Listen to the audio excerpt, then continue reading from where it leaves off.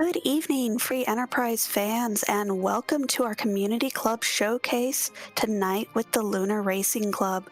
I'm Allisele, and I'm joined here by Commander Leonhart. How are you this evening? I'm doing well, Allison. Thank you.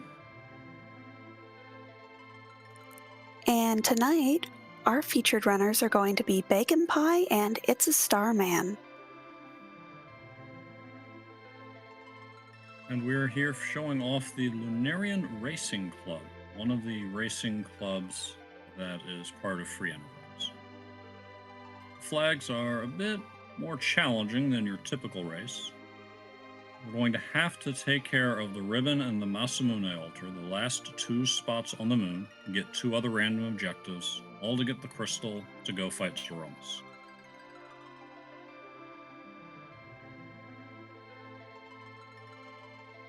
And we'll be getting started in just a moment. And because I always forget, the Vanilla Masamune altar is the Ogopogo altar at the very bottom of the moon. Yes. One of the things that can make this flag set tricky, you can see in addition to K main summon moon, we also have K unsafe, which means that it's entirely possible that in order to get underground, the racers are going to have to go up to the moon first. Well, and with this Porum start, you hope to see somebody with a little more beef to her to begin, and it looks like our racers are about to be.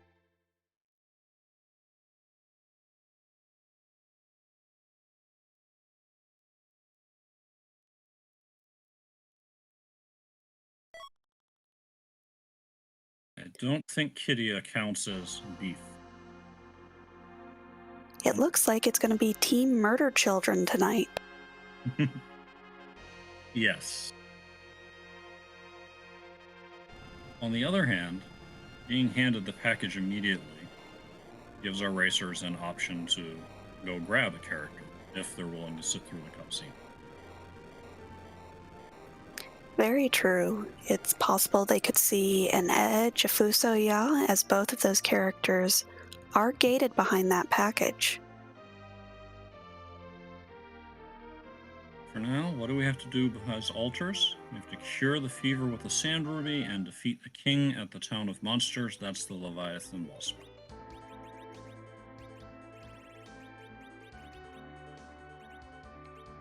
And we see It's a Starman heading into Baron, doing a Baron dive, and finds a very nice Asura summit. It's a lovely thing when you've already got Rydia. Also finds Tella having lunch with the Magus sisters at the inn.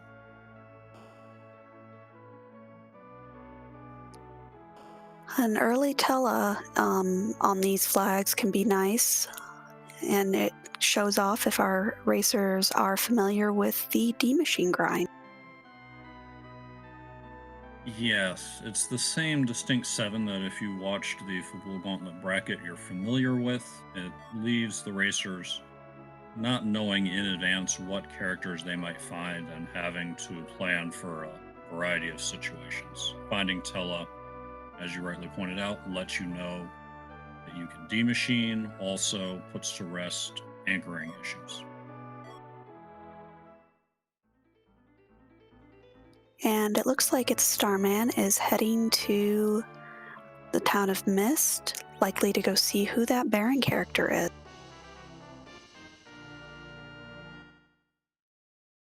More goods found for Murder Child in green, as a dragon whip is in the grass in Mist Village.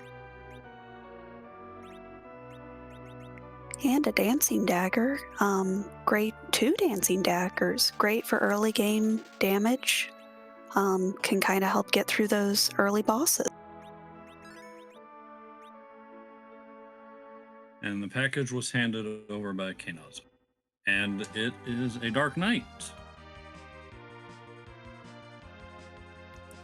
It looks like the seed is very clearly pushing us towards Mount Ordeals. Absolutely. You already felt that pull with Tella and Baron Inn, and finding a Dark Knight completes team ordeals. Baconpie, however, does not want the Dark Knight. Team checks the character and resets it.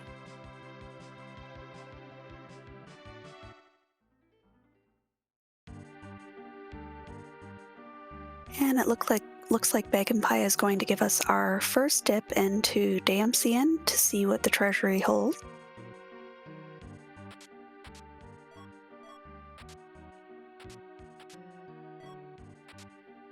Soma, And a nice. Oh, go ahead. a Soma drop, which is nice to see when you've already seen Tella.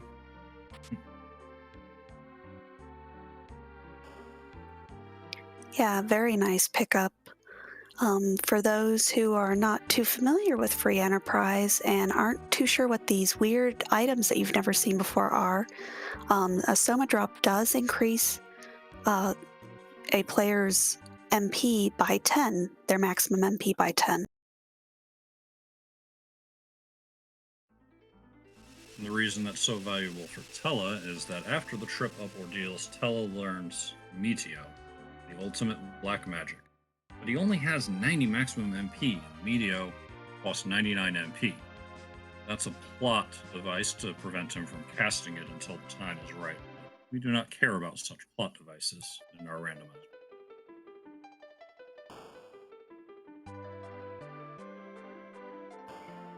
And Baconpie, just kind of clearing out all the treasuries, is heading to the Troya treasury.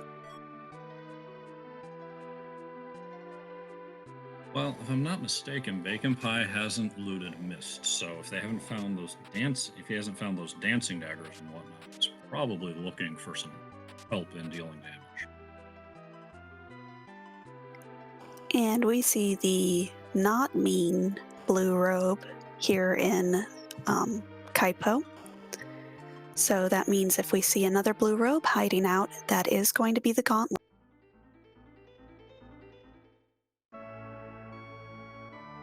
It's a bit of a French vanilla boss, as Dathis is pointing out. The Water Hag normally shows up in a different part of Kaipo that cannot access in the randomizer. It's as vanilla a Water Hag as you could possibly get.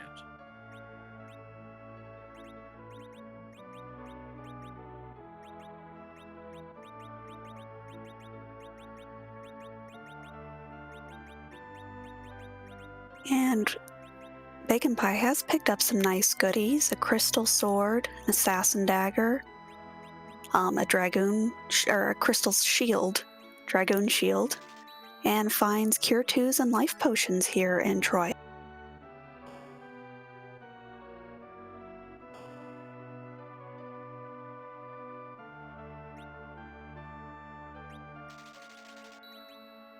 Well, it's Starman has found some ethers. Very nice, again, for that D-machine grind. Yep, you want your ethers, you want your life potions. Nothing worse, I've been there, than going into a D-machine grind and realizing that you didn't bring enough supplies to get the job.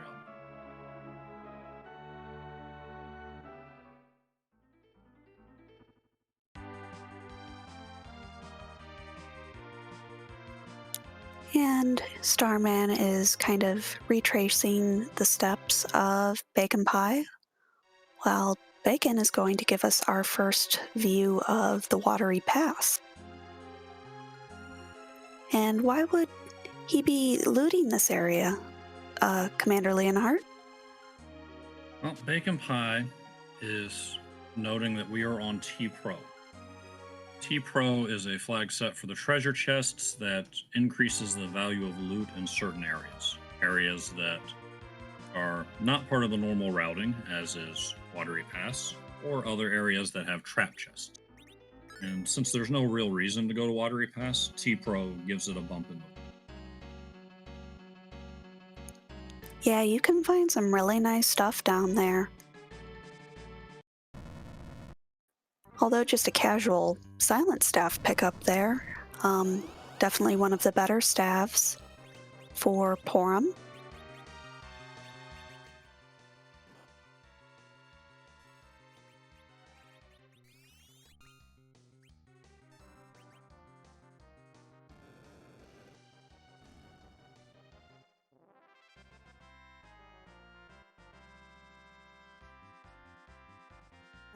Slight technical difficulties, but I'm sure our restreamer Dathis will get that fixed. Yep, there we go. And there we are. And the time it took to mention it, but apparently the secrets of defeating the monk on the mountain are not for the uninitiated. But we can see that the dragoon and the murder children took care of Karate Man just fine, and they are heading down the mountain. And we have found Valvalis here. Valvalis is not a nice boss, pretty much anywhere, but lower level spots are definitely nicer to see her than those high level spots where she has complete magic resistance.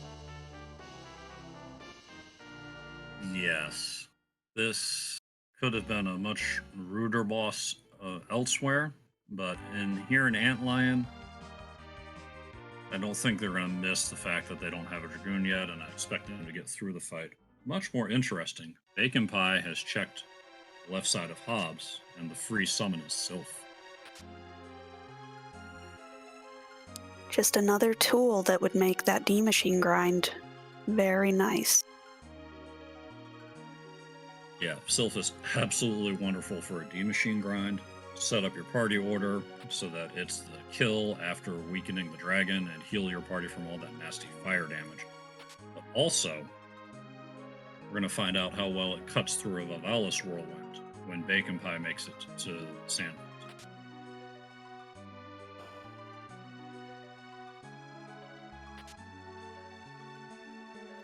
And all we get for our troubles is a shiny rock.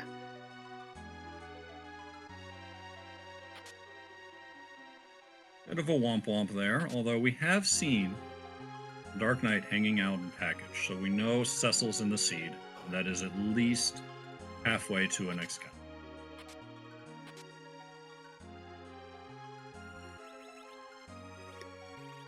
And looks like both Baconpie and its Starman will have picked up an exit,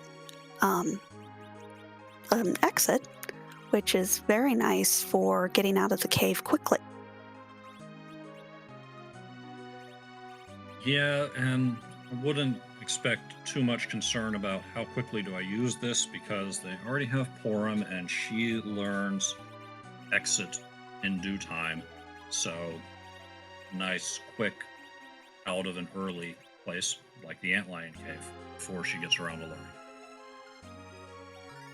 And as Gambit's pointing out, the Kokol shop is also a very nice reason to have Adamant. On this flag set, there are a few very choice items that can only be found in the Kokol shop, such as Bacchus, Sirens, and Hourglasses.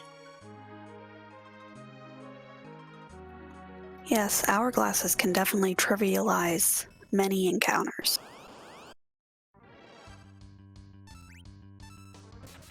Well, now we do get to see how a Karate Man gets taken down.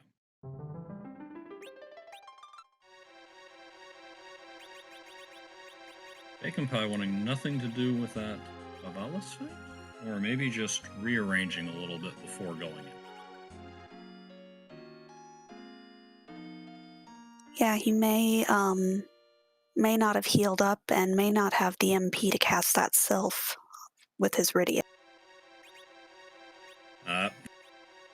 It's like you're absolutely right there. Pops the tent, and you absolutely want to be firing off that Sylph as often as possible.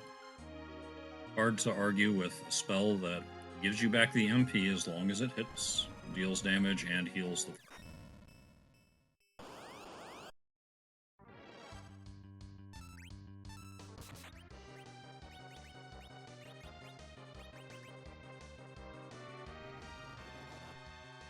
It's a Starman. And we... Oh, go ahead. It's a Starman is taking advantage of the fact that Rydia learns Warp very quickly to leave Hobbs after picking up their dream. I actually don't know if I've ever seen that. It is... And that... Oh, go ahead. Go ahead. Go ahead. That was some vanilla Octomammoth there, which our restreamer Dathis did not roll this, but still putting his effects on the game itself.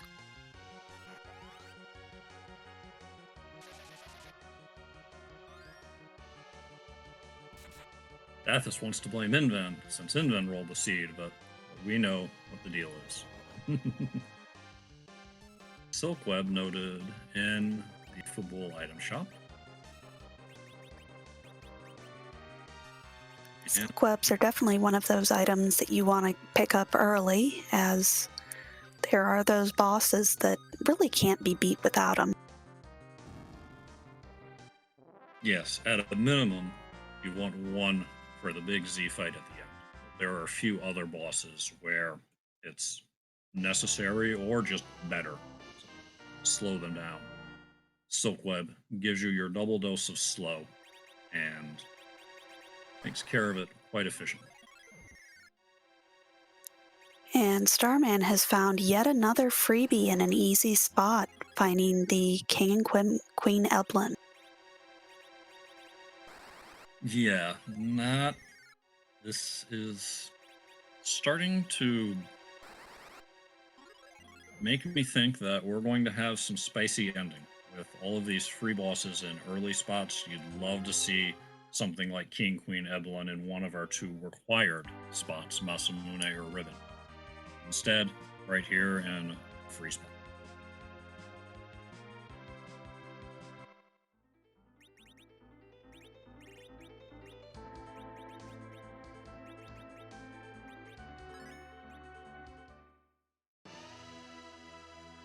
Both runners choosing to take Fabul here. There are a few different thoughts on this. Some people want to get Fabul, get the key item, maybe level up their people.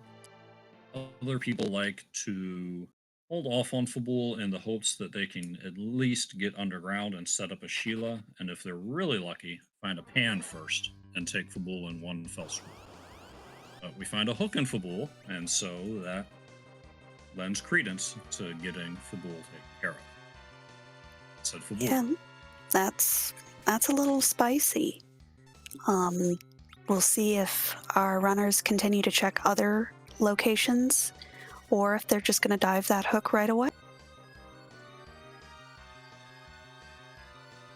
Is an interesting question, especially if they haven't used their exit yet. If they still have that exit they picked up as an item, then they have the option of running the hook, checking the character, and then ducking back out to look at the overworld. And at least they'll get a peek at the boss in the Rubicon spot and have an idea of what they might be in for if they can't find a Magna Key elsewhere.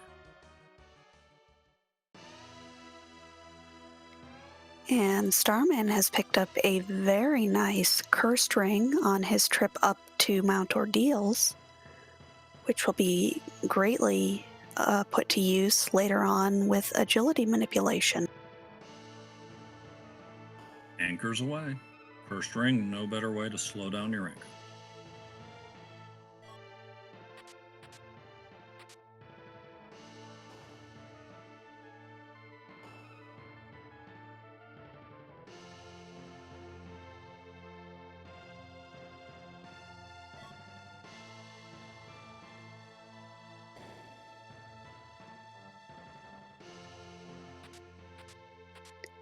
And it looks like Chad is trying to think of the nastiest hook route and bosses available.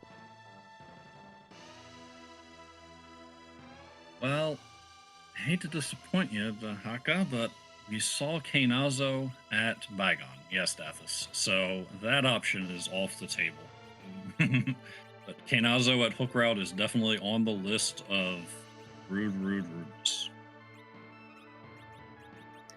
And here we have the dark imps on the mountain. Another free boss out of the pool. Free-ish. Free enough in this location. There are some spots where dark imps will lay into you with some surprisingly strong attacks, but this is not one.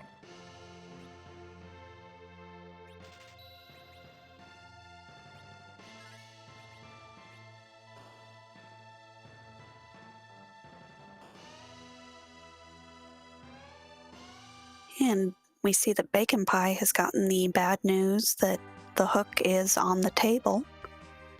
We'll see where he heads to next.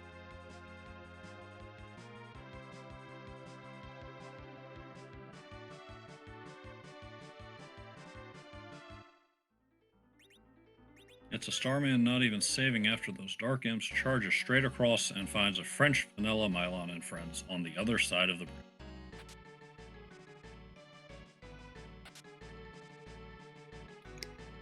And this is a bit of a rude fight with this party. We don't have a lot of multi-hit damage. It does make it tougher, and it's a Starman opted, quite fairly, to roll the Grimoire on the Dark Imps to get through that fight. So, just gonna have to slog through this part a little bit.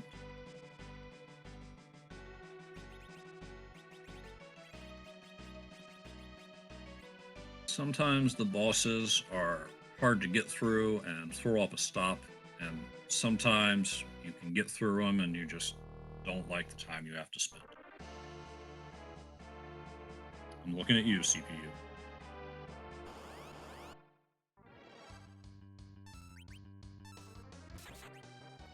And Starman opting to put a dancing dagger on his cane to do a little bit of damage.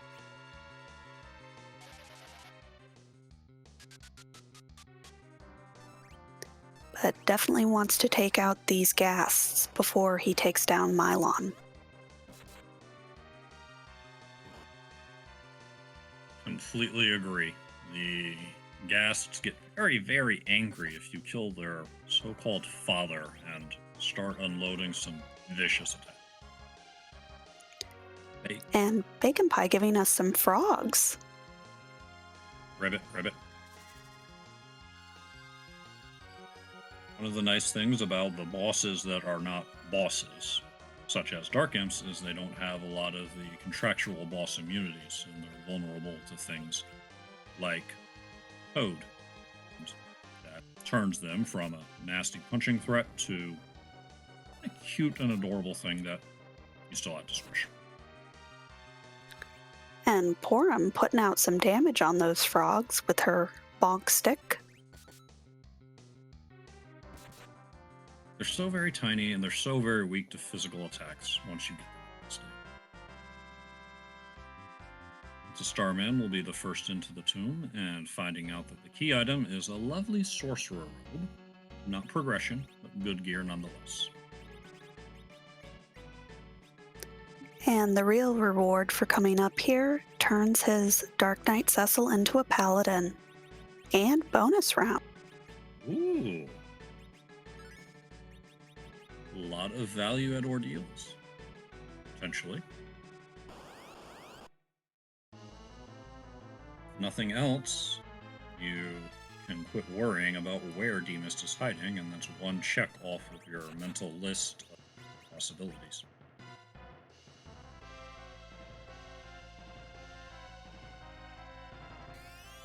And you have the knowledge that you're not going to have Demist at a ruder spot, such as Cave Bahamut or guarding the underground. True. Required at one of our two objectives. There are some places you really don't want to have to slog through a bunch of changing into mist. It's one of those fights where Silkweb comes in handy. But not today.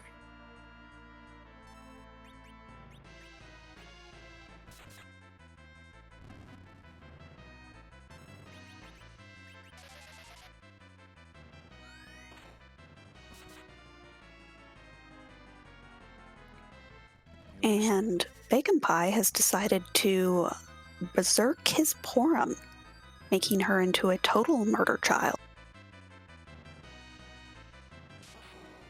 Murder Child activated. Just a couple of nice things to go with it, you know. And if we're going to dream about Murder Child Porum, we should have an arty bow, some nice arrows, heroine robe, and then you can see what a Murder Child can do, but for now we'll just have to settle with the silent stuff. Wow.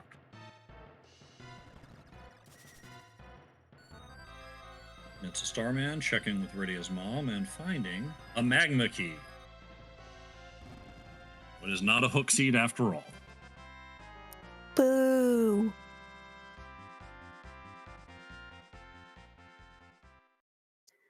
But it does bring up an interesting question. Do you check that hook route for the chance of a very nice character? I think with this party, yes. You got 4 characters. I mean, you've got a blank slot, especially if you still have that exit in your pocket or if you've leveled Porum up to the point where she knows exit. But you could just come here, grab a Tella, and suddenly you have a full party.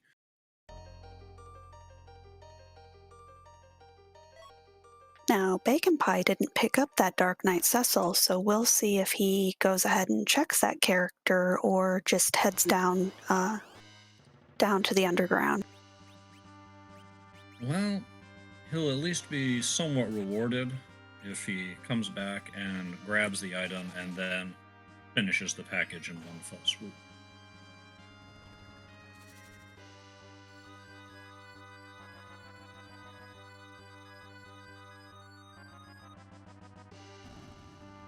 So Starman is finding that Asura is the second boss. The inn. Question is, are there 2 Star Veils in that kit, or will we see a life locket? Looks like he is going for the life lock. A very nice strategy that I wish I had known as a kid. You and me both, Allisele. Catch, as we're seeing, is that she's still going to hit hard each time. Sylph will heal you if you survive the attack.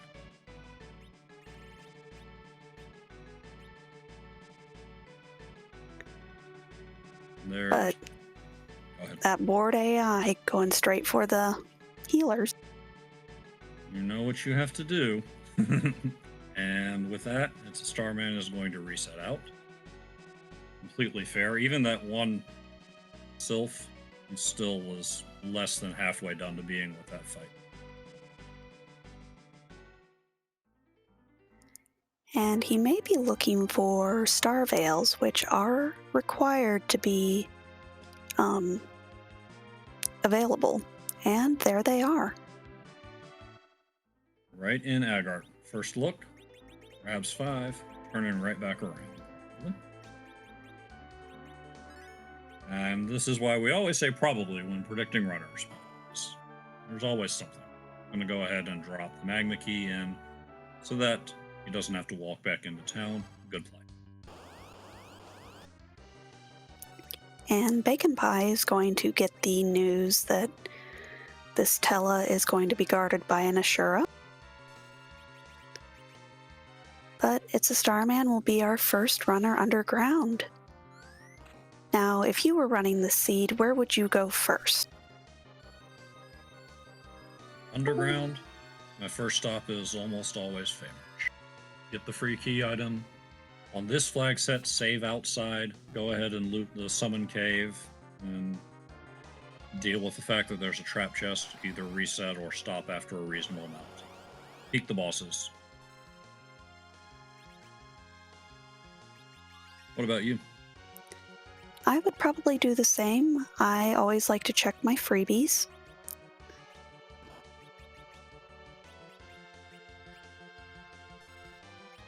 Nothing worse than a free darkness crystal just hanging out in the frame arch.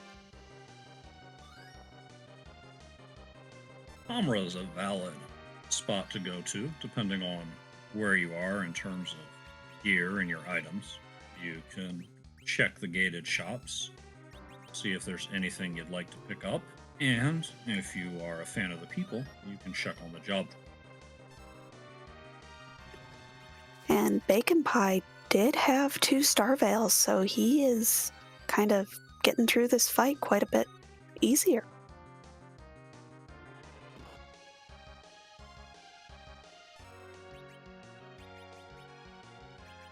See how important that turns out to be.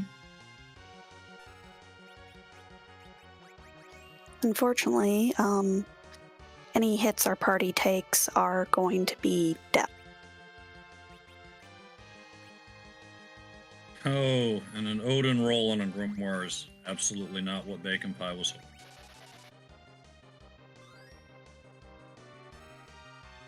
And We do see an earthquake. Oh, go ahead. Yes, I was about to say what you were going to say. The Fey March check rewards with an Earth Crystal.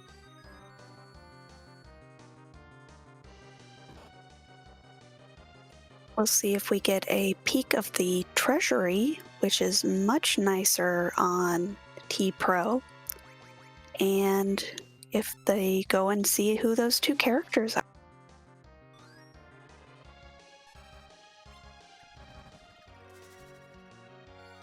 Underworld is opening things up.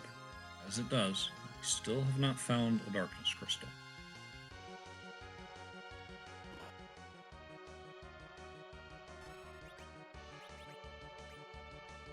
And this is Sura, just going for that Porum.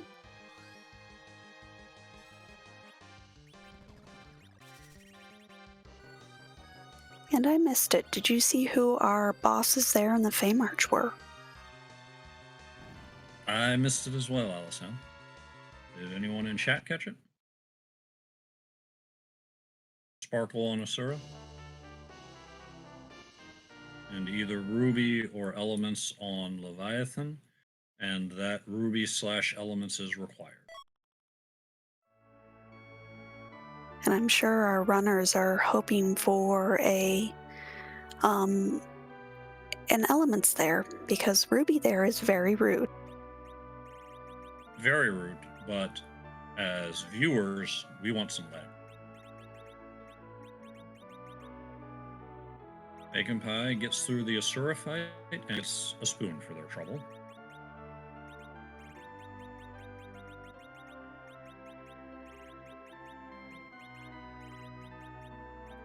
And it looks like Starman might be heading to at least the treasury, if not up to the Earth Crystal check.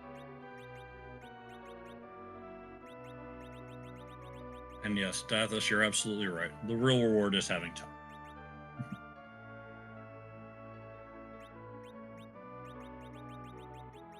Certainly was not the spoon.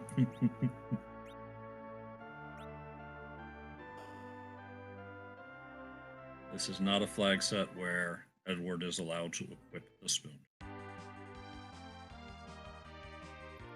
No, I doubt our runners would want to pick up an Edward at this point, since we do have some pretty good members here. Agreed. Well, chat, it's time to rate that treasury. Strength ring?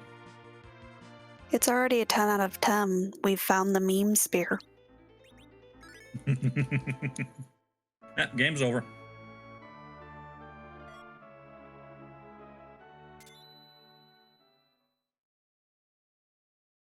Baconpie still wanting nothing to do with that Cecil. Lands on the left side of town, flies over to the right side of town. Actually, never mind. They're just taking care of everything at once. Expect they'll run out the left side of town. And not the best of treasuries. Did get 2 rune axes.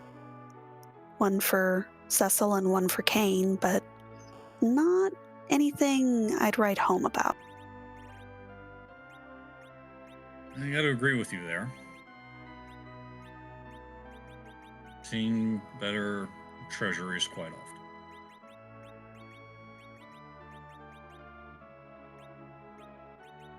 So now both our runners are having to battle the true boss of Free Enterprise, the inventory boss.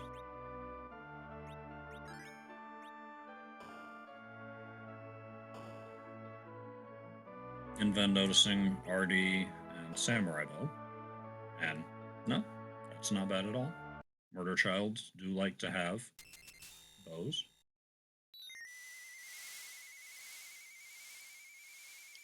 And it looks like Starman is looking to have his Cecil be a tank and does not want to equip that rune axe, as you cannot equip a shield with it.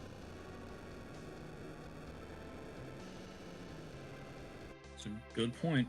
It is one of the two-handed weapons, and Cecil, there are a lot of strategies that center on him staying in the back row where he takes less damage and covering for everyone else who's weak, and in fact, he's leaving everyone else in his party at 1 HP.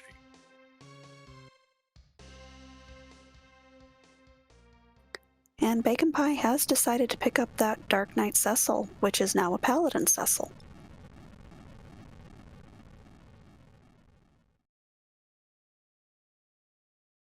Starman is taking a run at the Tower of Zot. So a little bit.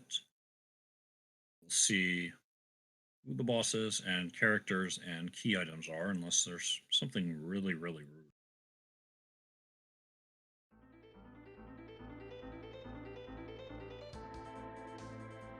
And maybe hoping to see a Fusoya or a duplicate Tella up here.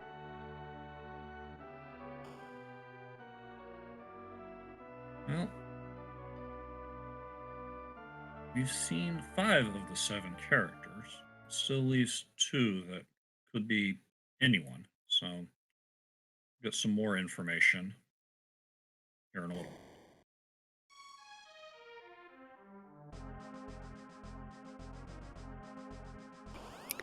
And this does confirm that it is elements down at the King of Summon Monsters spot.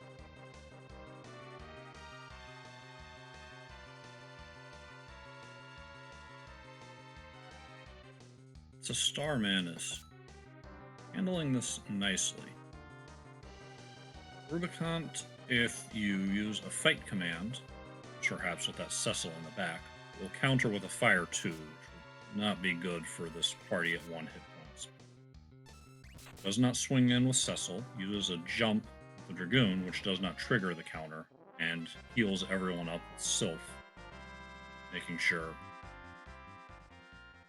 to avoid an early misstep.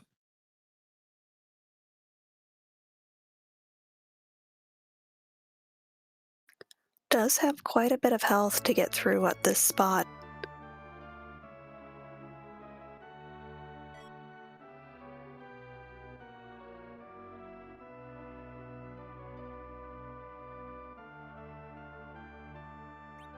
And Baconpie has acquired his Cecil and finds those ethers there in Kaipo shop.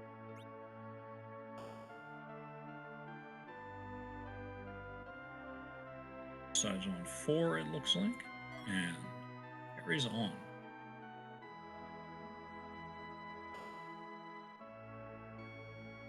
Takes a look at the Sand Ruby character and finds a ninja. So If we can find another one hanging out somewhere, that'll be a very nice pickup. Yep. Edge comes in at good level and with very nice gear, and is a great addition pretty much anytime. And we do have a spoon for him to throw. Yeah. And that Sand Ruby is one of the 2 random objectives, so we will at least have to come by and wake him out of the bed. If we're in a situation where the runner doesn't want the edge because they've already leveled their party to Z, then they're not required to take the edge along to complete the objective.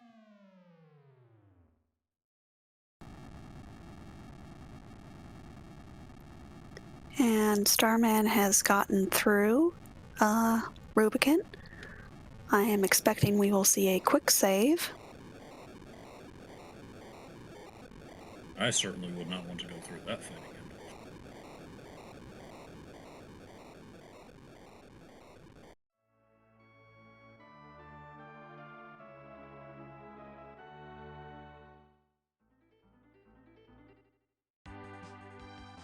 And we'll also get a peek at the second boss of Dwarf Castle when the Earth Crystal is handed.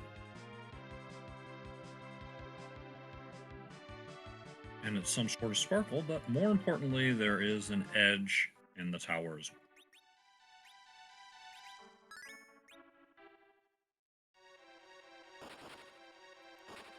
A very nice pickup for Starman. Kind of a nice addition to the team. And another Porum for prosperity.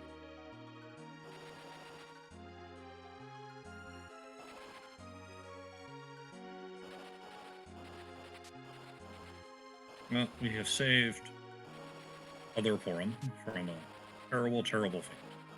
And added a ninja to the team. Now, just one boss to get out of the tower. Who's it going to be?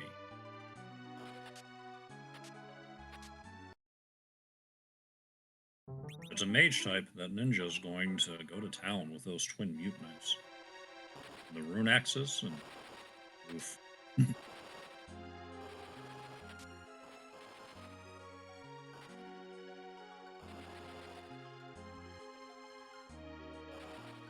And we see Dr. Luggage and his friend Belknap.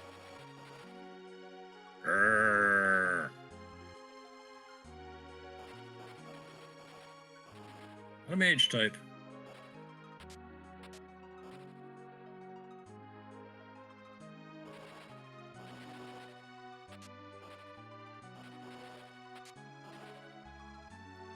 This is another one of those bosses that you would prefer to see in a little bit harder spot. Agreed. Oh, I like how it's a Starman. It is putting the long casting time of Sylph to his benefit by taking the moment to re-equip some gear. It's going on.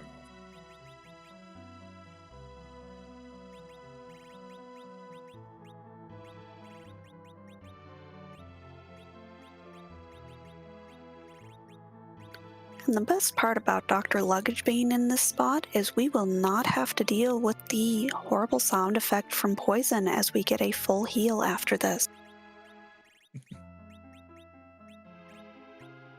That does make this a good spot to find him. Also nice to find him in the ordeals too.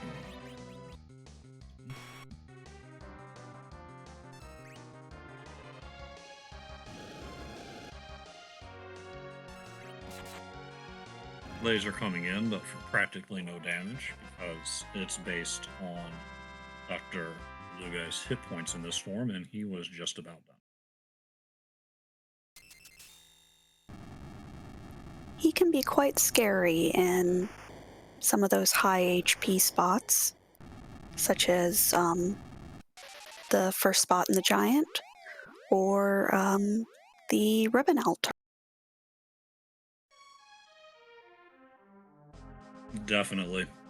Pretty much no matter who you are, unless you're a big beefy engineer or karate man, that early laser is going to make your day bad.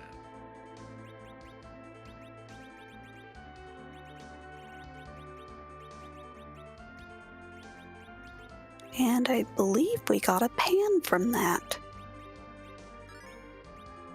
You are quite correct.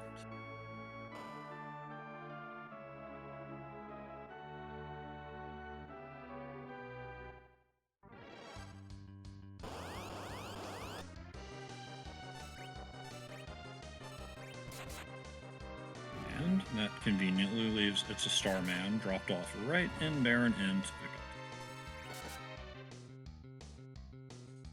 And with those rune axes just going to work on the sisters. And soon to be going to work on Asura. Rune axe, twin mute knives. The revenge is here. Sometimes you just have to do a little bit of overkill.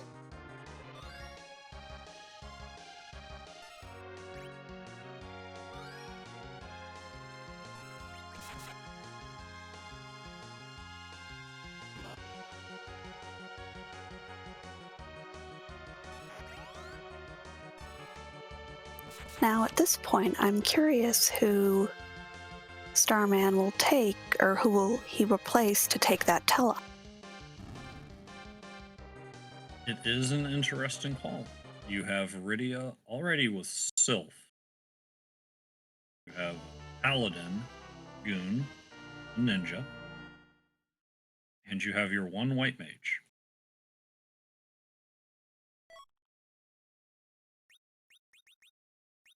The only thing I would say for sure is keep the Paladin.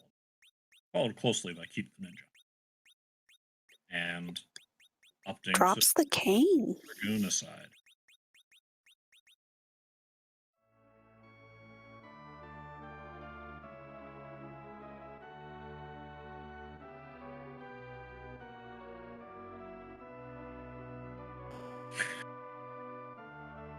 The Starman is incurring our restreamer's wrath by slighting Kane. And I didn't see where, but Baconpie picked up a siren somewhere and is going to take out an egg.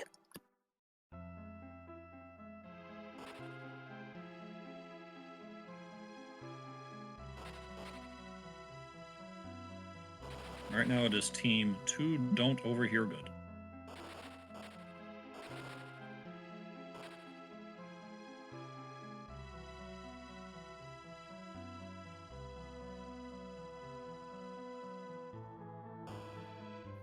And with that egg, gets a nice little infusion of levels for his team, allowing him to likely be able to easily take on some of the next challenges.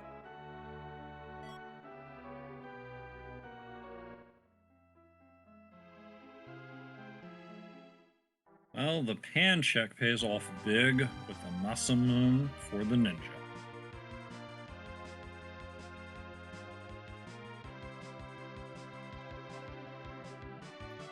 But we are very quickly running out of spots to find our progression. We'll see if Sheila has the goods for us today or if she has nothing. And if she has nothing, we still have the tower in the underground. We have all of Feymarch, and we haven't found a twin harp for music. I forgot about the Feymarch. Yeah, those are probably important. We'd all like to forget about the Feymarch once we've gotten our key item, but sometimes we get punished for that. Also, thank you, Berserk Now. We did not mention Dwarf Castle. And the pan is how you get your ninja equipped as Sheila 2 hands over a Murasame. That is some good gear for that ninja. Much better than 2 mute knives. Tower of Zot will be renamed the Tower of Eblin. Find your ninja in there, you get the pan as the key item, and you run the pans, and you get both swords. And Starman heading straight to Mysidia to turn in that darkness crystal and raise his lunar whale.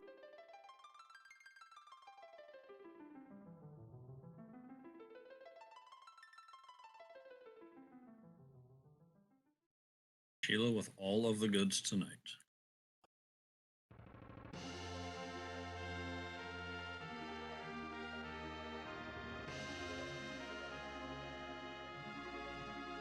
And as Dathis points out, it looks like Starman may be getting ready for his grind.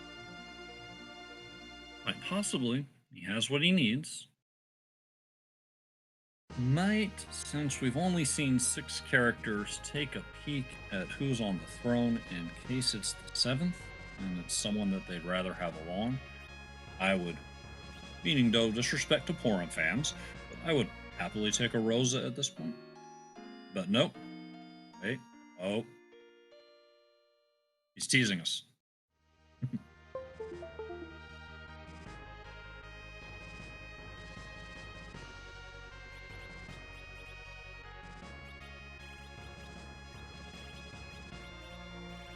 Yep, it looks like he is heading straight for the giant.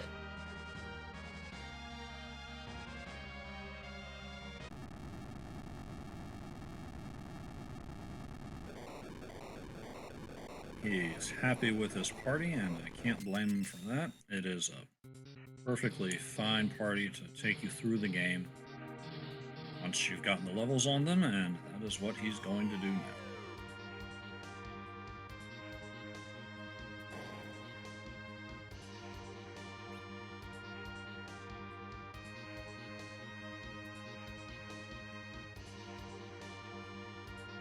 This is also a lovely place to loot on T-Pro. In addition to the chests, the last arm trap chest has a very good chance of turning out T7.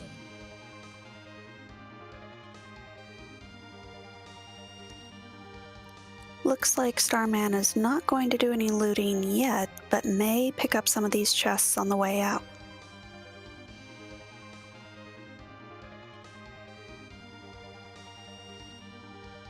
And likely we won't see the bosses here in the giant, as we have already seen our demist and do not have any boss hunt.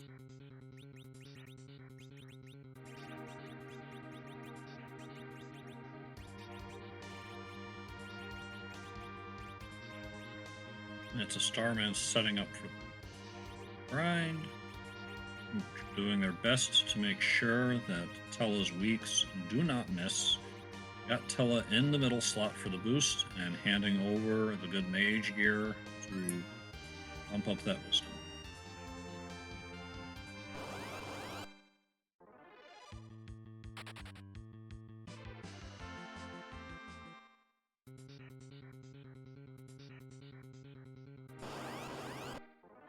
That is not the D machine we're looking for.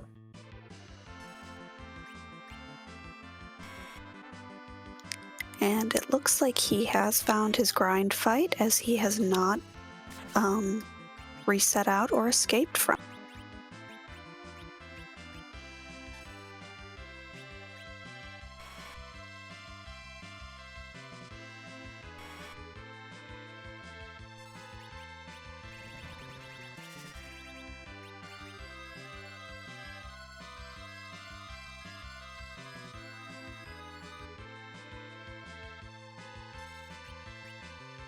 As you noted earlier, Go ahead. Just saying, as you noted earlier, Sylph is a wonderful thing to have at this time. Gives you the damage you need to take out your foes and refreshes all of the healing that you suffer.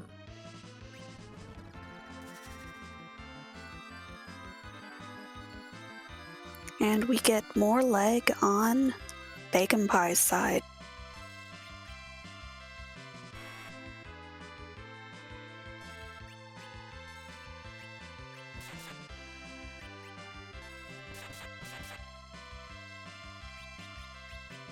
And we haven't seen Ninja Blades yet on Baconpie's side, of course. You get those by running through this. We'll see what happens when he finds the ninja, who he replaces. A little surprised to see him turn the ninja away, and if he surprises me, he'll soon regret it.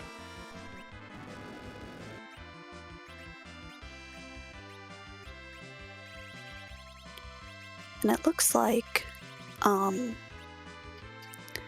Starman did not use that Soma drop on his Tella, so only having 90 MP to work with. That does make it a little slower. 100 MP, of course, is enough for 4 weeks instead of just 3 before you start having to toss ethers around.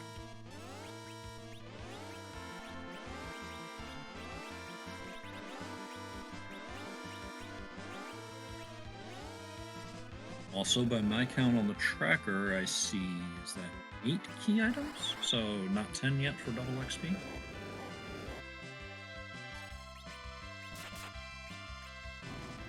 We'll see if he has the handy guide of how many D machines are required to get his children to the spells that they need.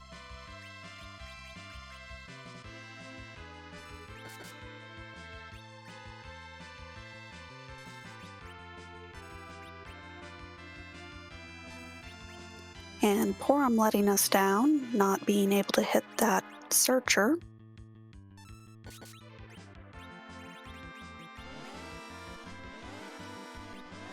It's a Starman cannot believe his eyes. He looks.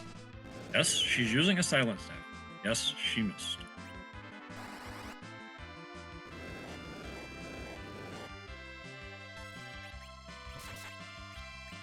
I don't blame him. Bree found it hard to believe as well.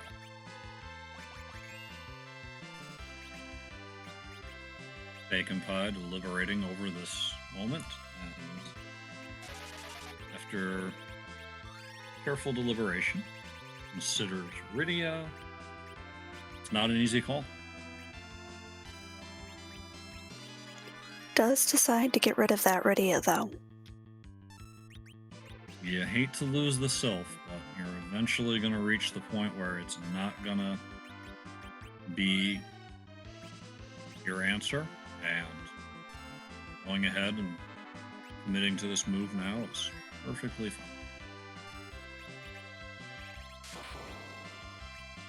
And no matter who you get rid of, you're going to upset someone. We have our Rydia fans, we have our Kane fans. You just cannot please all of them.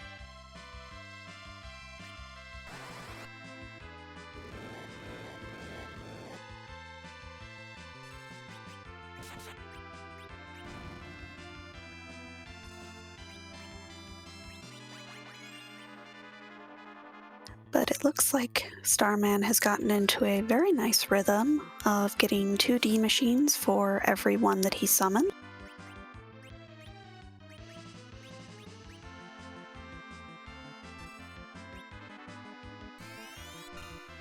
If your party order is right and you're familiar with D Machine, having Rydia around for Sylph makes it a lot smoother. It's also taking advantage of the Lilith's ability to cast Psych at a moment's notice to drain MP off of his party member. A very nice trick that you can use.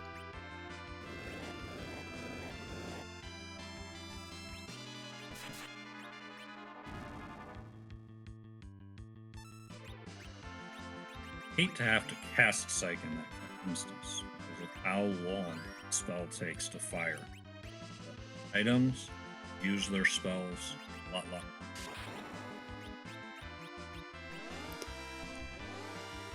Yep, it's one of those, one of the longest spell casts. I think it's beat out only by Meteo.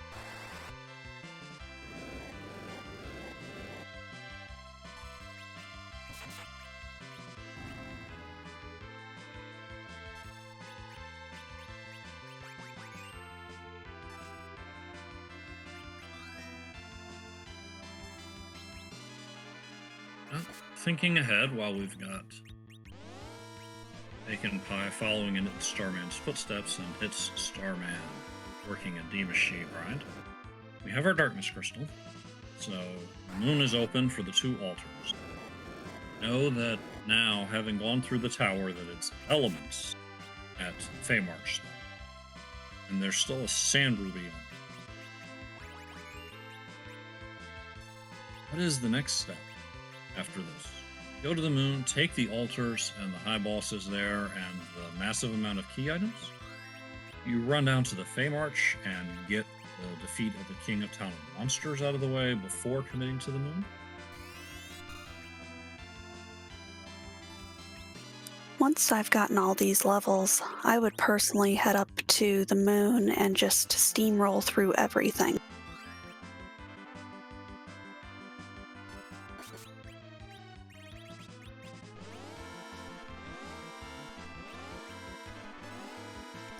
And we see Baconpie following a very similar path to what Starman did, and will pick up his 2 ninja swords and his Darkness Crystal.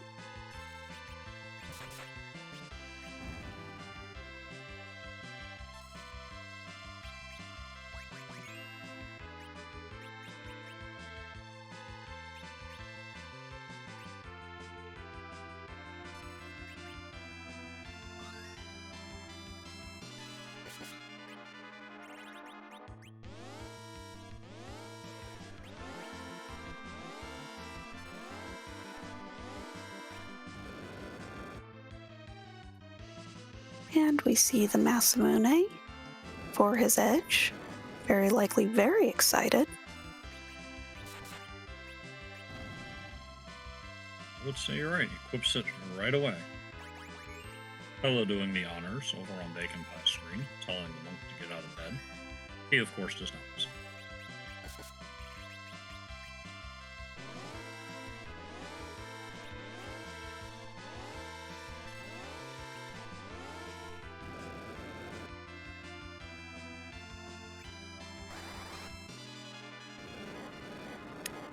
And Starman's grind still going well. Seems to have everything under control. Absolutely. Nothing's gone off the rails here. You're going to have a surprise miss. You definitely prefer it to be swinging on a searcher, but he's making sure that Sylph is taking on the very important job of putting down the D machines, and it's going very smoothly. Baconpie has gotten the goods from Sheila, and we'll see what decision he makes. The options in front of him.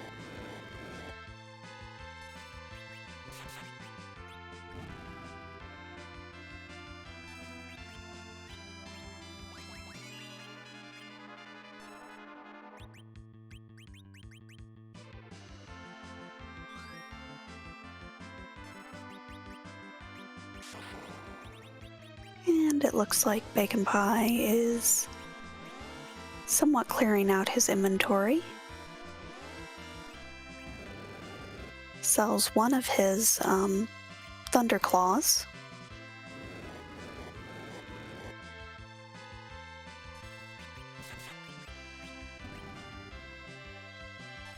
Make sure to keep the other one in case he runs across one of many bosses with Thunder weakness.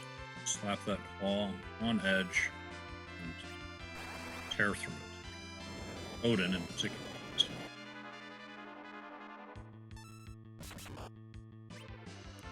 And it seems that Starman is finished with his grind, kills off his Tella, and takes down the search. Just over 1 million experience.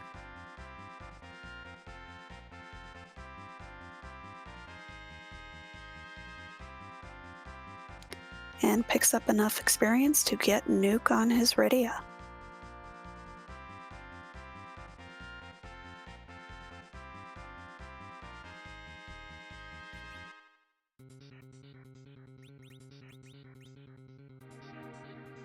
Baconpie making use of the objectives tracker that's built into Free Enterprise, reminding himself what needs to be done to get the crystal.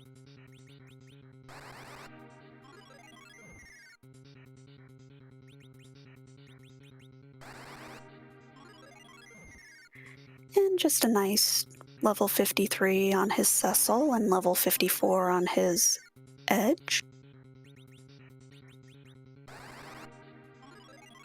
Times.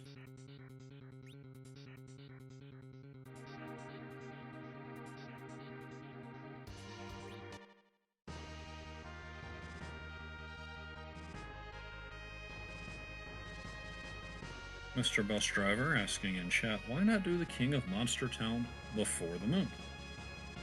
Allisele, would you like to cover that?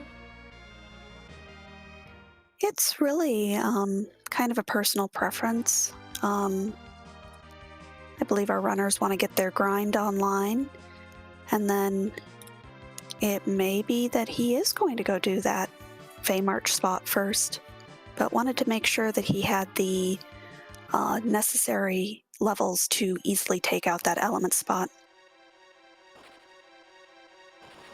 Yeah, there's no reason to put off the grind.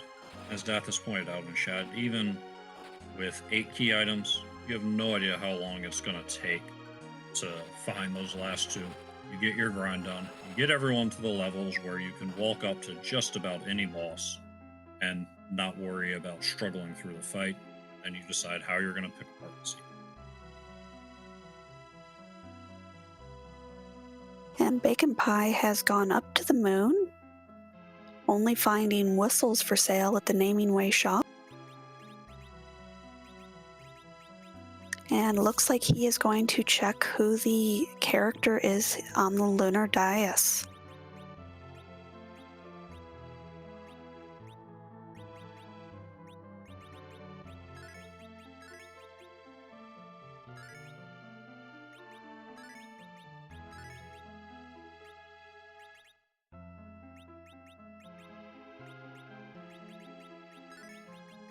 Drum roll, please.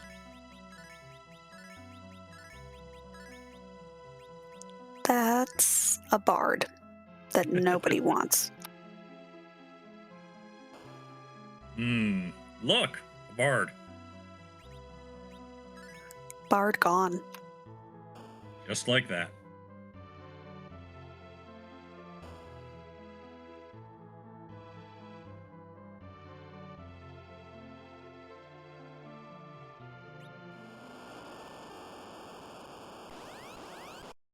And it looks like Baconpie is going to head down into the lunar subterrane.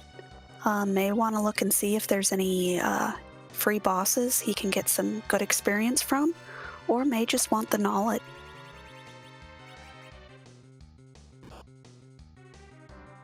And choosing top down.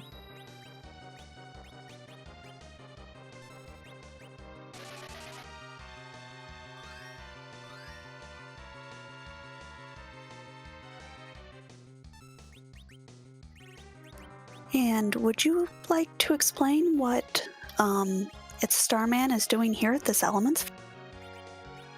Sure. There's a few things to explain. So, step 1, Cecil is the only character with more than one hit point and is in the back row. That means he's automatically going to intercept physical attacks directed at the rest of the party and take less damage for them. This part of the Elements fight only deals physical damage, so that covers keeping his party alive. Now, in order to avoid changing elements into the other forms of the fight, the Ruby, the Kainazo, and the Vabalis, he's reflecting all of the damage at elements off the wall.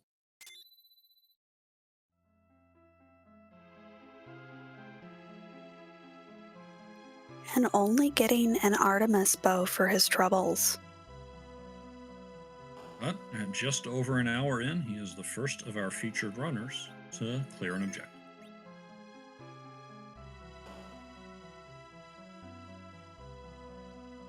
And it looks like he is going to actually go ahead and take on that lunar sparkle. Might as well handle it while you're here. It could have the sand ruby or something that leads to it. And if nothing else, you find out what sparkle it is and have information on one more boss. But his levels, even though it's the rude nope noodle, I expect if he heals up, he'll be fine. And as Dathis is pointing out, could also be a pass. Which, if you find the sand ruby on the moon and come back down, is very valuable.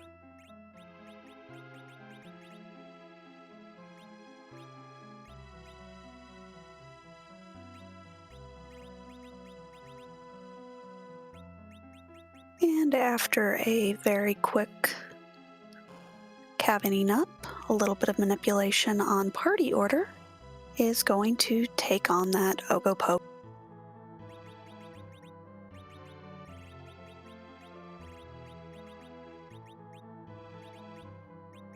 Baconpie has found the evilest of walls. That is a rude place for that wall. It's not going to be pretty. So finding Mylon Z at the White Spear altar. There's something to be said for bypassing the grind and getting your levels in the course of clearing your objectives. If you can pull it off. You can get your levels in the course of taking care of everything, but if you get your grind out of the way, then you don't have to worry about how rude the objectives turn out to be. Speaking of rude. Ooh. Have a mega nuke.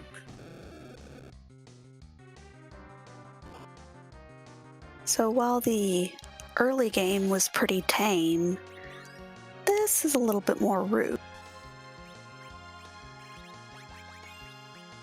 Fired Wyvern at the Masamune altar. Fired Evil Wall at the Ribbon. Ooh. And I believe that Masamune altar is one of the unrunnable spot where run buffering does not work. But I'm sure those in chat will know better than I do. No better than I as well. Still need to learn how to run buffer.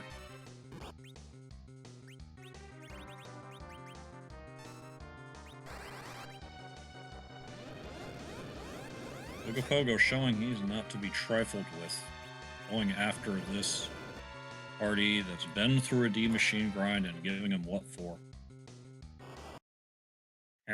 He hammers away with a blaze if you deign to pelt him with spells or summons, and you put that on top of the big waves, and it can be a rough time. And I do believe that his Cecil is still wearing ice armor, which does not go well for Blaze. That's a very good point, Allisele. If you notice, when the blaze comes out, it's blue. So despite the name Blaze, it is an ice elemental attack.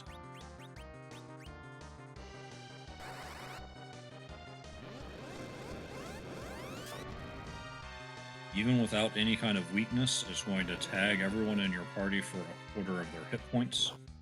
And it gets even worse if you have ice armor.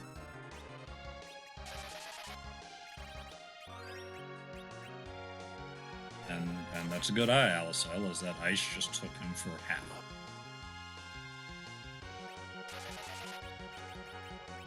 Baconpie is finding one of those moon fights that they were hoping for, finding the hypo guards and turning them into toads and having a field.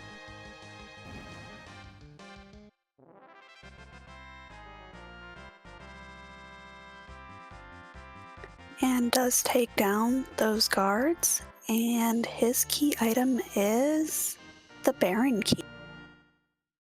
That'll open up some things on Earth. Meanwhile, It's a Starman is given just a gold apple for their trouble with Ogopogo. It's the Treasure of the A at Feymarch with Artemis Bow and Awe Apple.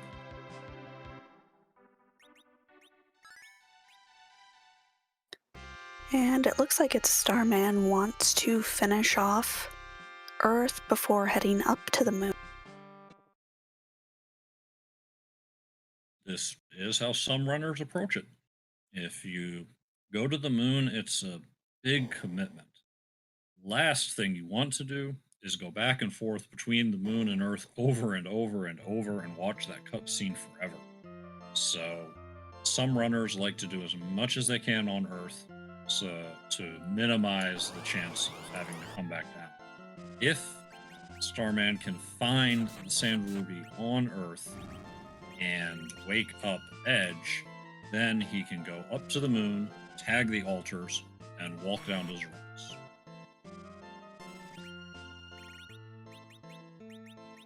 And we do see a slightly rude CPU, but should not be a problem at these levels.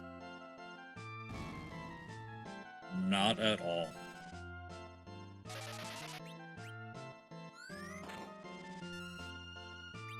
It's a Starman going to go for a steamroll, much as he did with Ogopogo, not worrying about Globe 199 counter, just charging straight ahead. I did not catch who Baconpie found in Cave Value for the boss. They did peek. He found dolls. Ooh. It's one of those fights that's just mostly doable if you get a little lucky. The problem is that the dolls like to punch physically, and that spot is one of the highest physical attack spots around. After a D machine grind is one thing, but in the levels they're at, now as Mr. Bus Driver is asking if there's an hourglass, you can stop the back half. Front half is still going to be quite happy slamming.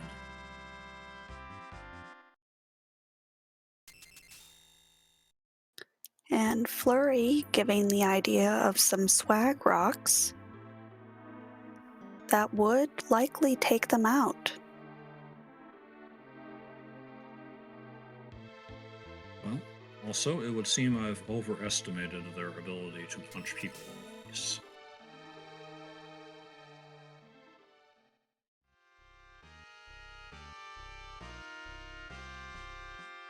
Looks like in lieu of hourglasses, it's going to stop one at a time. You know who else could have cast Stop? Rydia. That Rydia. And that And was a Sand Ruby. it's a Starman's play is paying off, finding the Sand Ruby on Earth. I'm going to turn that in, and then all they need to do is take out altars with this party. But is going to get the unfortunate news that going to have to fight both an evil wall at the Ribbon Altar and a required wyvern at the Masamune Altar.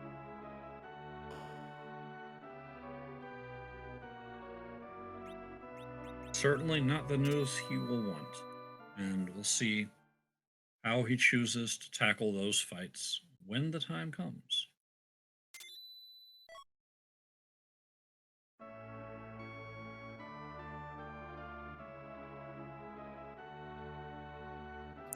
Now, he has kept his Tella at base level and has a cursed ring, so shouldn't have too much problem getting Star Veils off with for the wyvern. Yeah, everyone else in the party will be RA1. So that should help him there. And Baconpie still chugging along here on these Calbrenas. Does get the big doll though.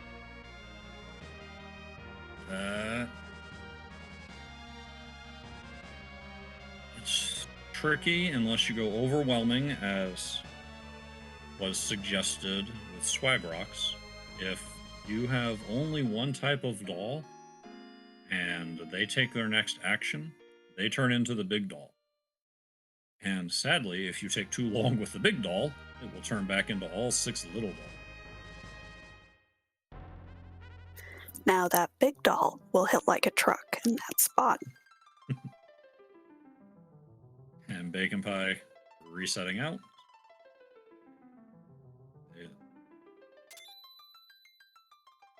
There's a few ways. You AoE damage and take them all out at once. The back row is vulnerable to status effects, so if you've got an hourglass, then that can save you there. Baconpie is just going to get their loot back and head on.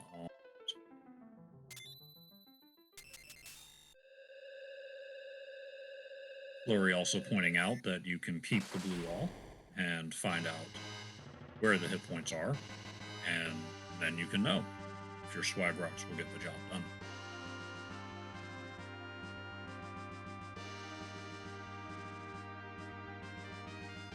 And Starman is heading straight down to the lower lunar to subterranean. Not going to stop off for anything. He has his Z levels, and he knows that the only things standing in his way are last 2 altars and then Z.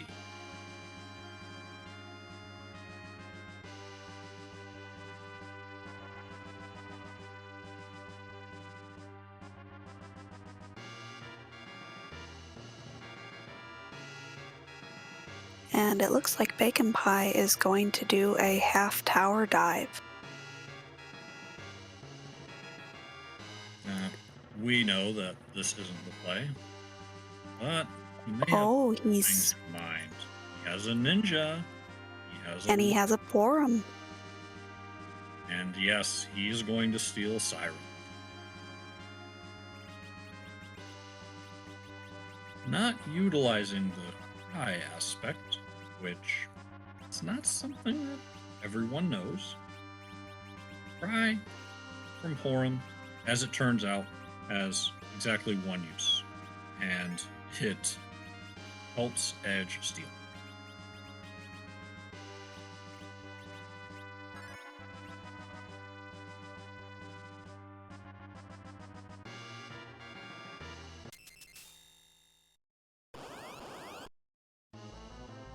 And picks up his first Siren.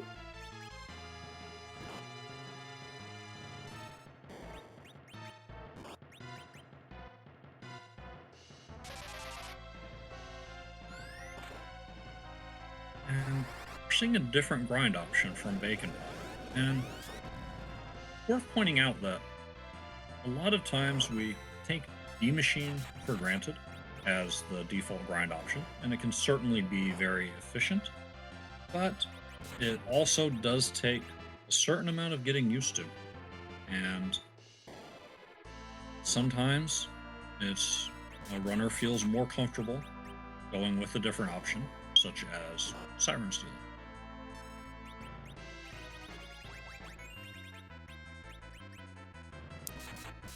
Yep, I personally cannot do D-Machines, so I would much rather have Sirens.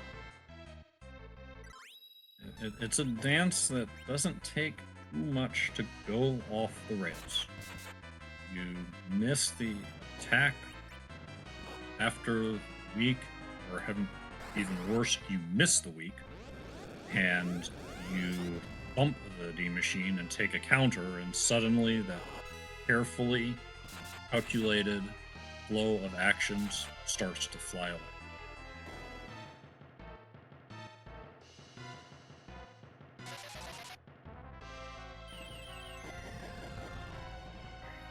And Starman is pumping out as much damage as he can against this wall as it gets closer. And is able to take it down.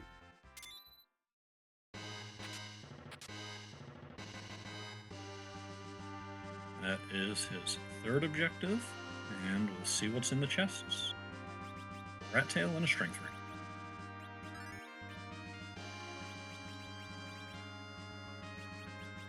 Well, his next stop will be the Masamune altar to take on the Wyvern. And I would suspect we will see a very quick reset when he sees what boss is awaiting him. I would agree with that 100%.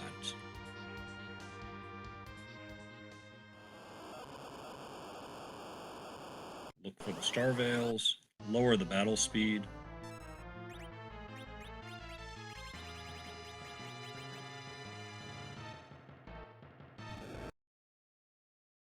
Oh, he's just going to try and buffer it now. Not the veils. No, the nuke is in.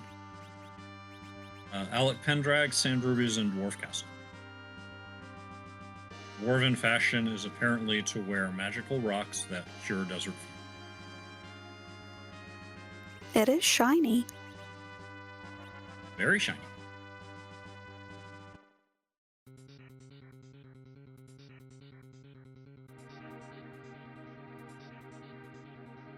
And Baconpie has started his grind on these yellow dragon eggs.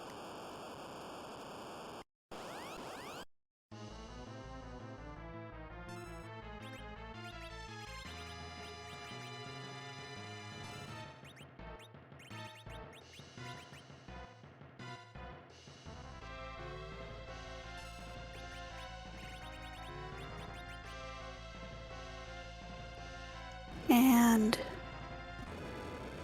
Starman is having a slightly better fight against Wyvern. Does only manage to get 2 Star Veils off, though. But if I was one person in this fight, I would want that Star Veil on its video, as we're about to see.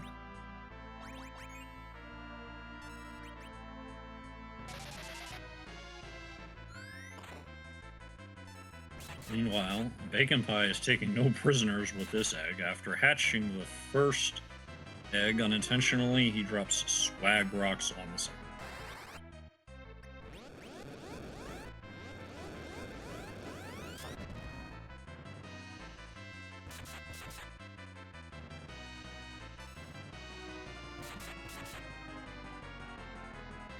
And it looks like he is in a fairly good place here in this Wyvern fight. Although that board AI takes out the Porum with the Star Veil.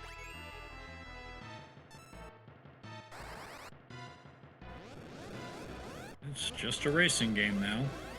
To keep your characters up faster than they get nuked and still devote some people to taking out the Wyvern proper, and it's a Starman gets the job done.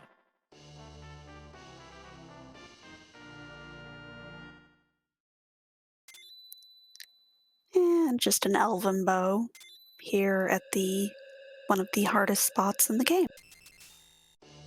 A bit rude, but more importantly, here comes the crystal.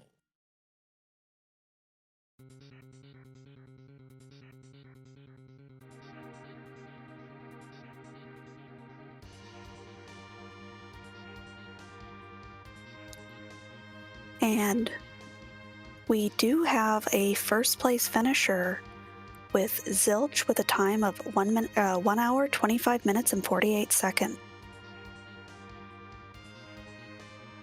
GG Zilch. Well done. And its Starman is confident that he can take down Zeromus and does not even save after that Wyvern fight. This is what Flurry and chat was wondering. Does he swag walk down? He does.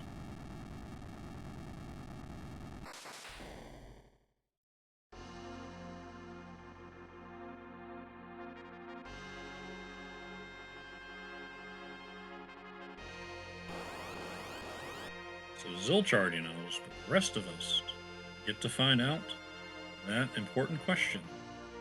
Would you like to do the honors, Allisele? I sure would.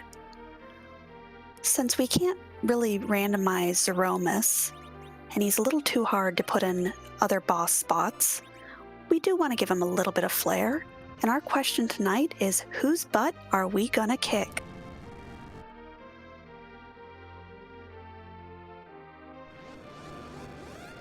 And as soon as this crystal fires, you will find out.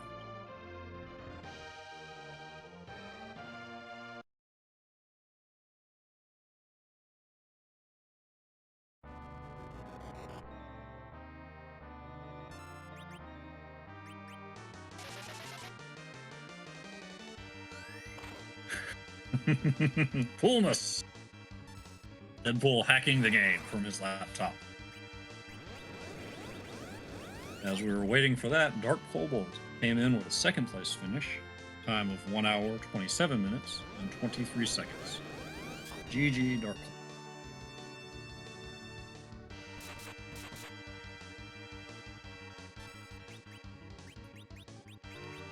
And that nuke going out and hitting that poor edge.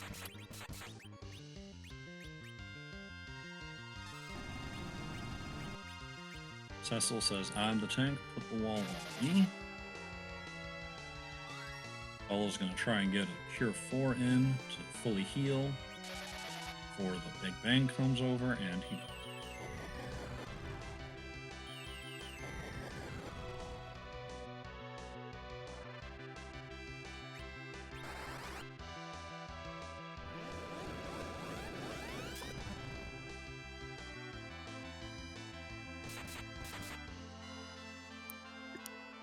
And Meridia nuking Porum in the face. Was it something she said? There can only be one murder child. Fair enough.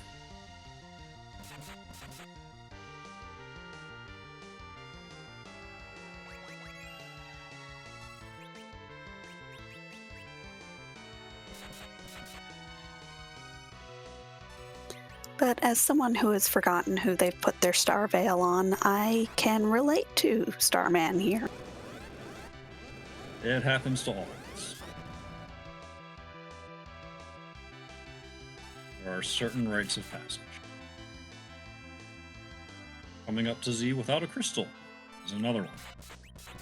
Dusty Griff coming in third. Time of 1 hour, 29 minutes, and 33 seconds. GG Dusty Griff.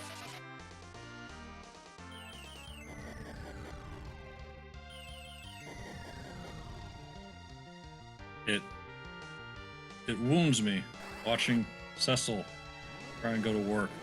It's Runax. It's Zeromus.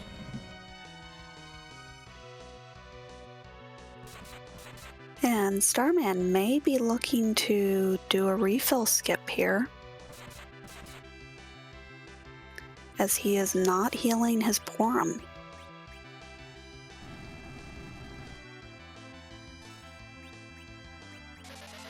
Well, with a Berserk Ninja. Ah, there he goes. Just had to work it around.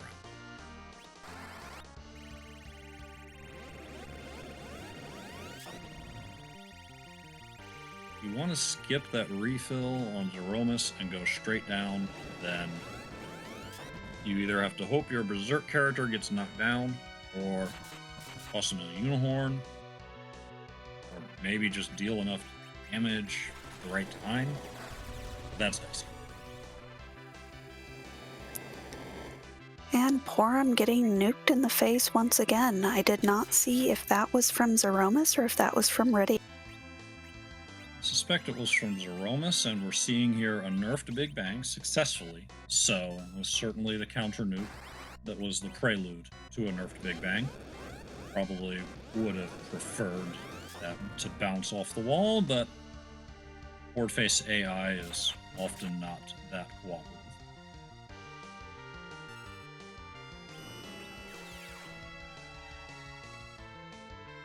Baconpie is cleaning up their omelet as their characters in the 50s, and will now be proceeding to work through the rest of the seed.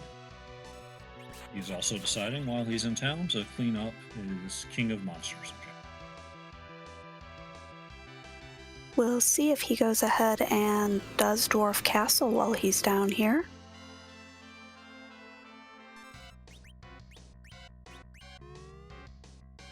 And we have rocks on Starman's side.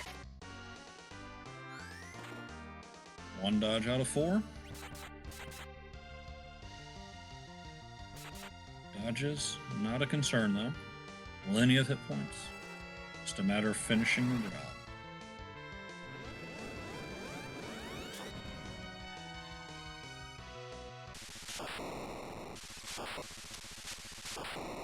Going with a direct cast swag nuke at the end.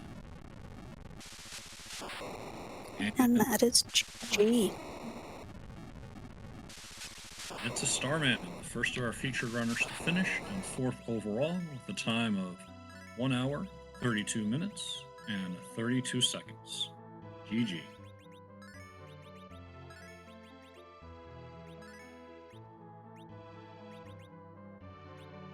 And with that, I do believe we are joined by It's a Starman. GG. Thank you. So tell us what you thought about that seed. I fell down a few rabbit holes. I'm glad I stayed on Earth instead of going to Clear Moon, because I was debating if I wanted to just, do stuff on first, because I didn't have the pass. So either way could have been a real trek backwards. We were wondering the same thing up here. You get your D machine done, and you have things laid out for you, and you just don't know where the sand ruby is, and you can either go to Feymarch for one objective or to the altars for the others. What made you decide to stay? It's mostly because I still needed to go kill the elements. Well, it was definitely a good decision to then check that dwarf castle. I just now remembered I had the spoon in my inventory. I kind of forgot about it. You were fine. And we all do have to ask, what did that poor Porum do to get a nuke in the face? What she did was I forgot who I put my wall up on. So I forgot who I put the wall up on Cecil. And then ended up inadvertently nuking Porum instead. As someone who has done that, I feel that. It'll happen. No doubt. How? We knew when you were wandering down to the moon. Up here, we had already seen the bosses that were waiting for you at the 2 required altars. And they were certainly rude bosses in the spots, but you dispatched them pretty readily. I am so used to Evil Wall just showing up in the worst place possible. I always expect him to be at that altar. He's just always there in the back of your mind, lurking, creeping up on you. And then that not saving after Wyvern, that was very exciting for chat.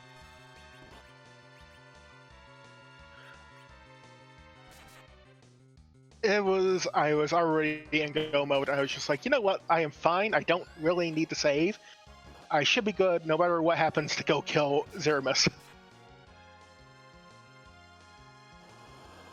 Well, you weren't wrong. I might have been twitching a little bit here, watching poor Cecil trying to contribute with nothing but a rune axe, but ninja swords, bounce nukes, bounce works, more than enough to get the job. Cecil was just there for moral support.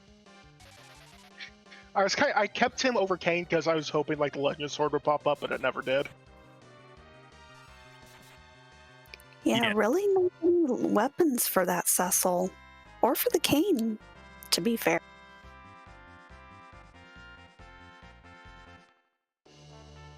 But how about those 2 actually required ninja swords back to back? Well, actually, I think both ninja swords came from Japan, which was not strictly required. I just needed to go talk to Yang to get the Darkness Crystal, apparently. And I would have never seen those swords otherwise. Now, that's Still a very nice pickup. It was a real good pickup.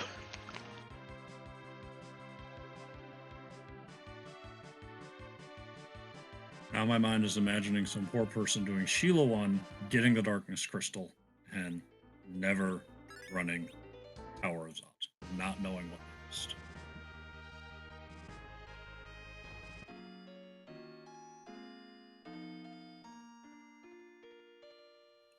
But Go ahead. any closing thoughts? Never, ever do anything in Feymarch that's not required. Oh, you didn't like your apple? It was a delicious apple, but the price I paid for it is a little bit too high. Just a touch. I would, in fact, like to return this apple, please. Yeah, Ogopogo for an apple, not a fair trade.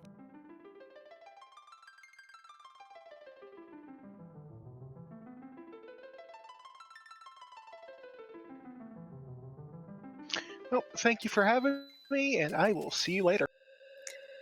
Thank you so much. You have a great night. Thank you for running for us. It was a pleasure.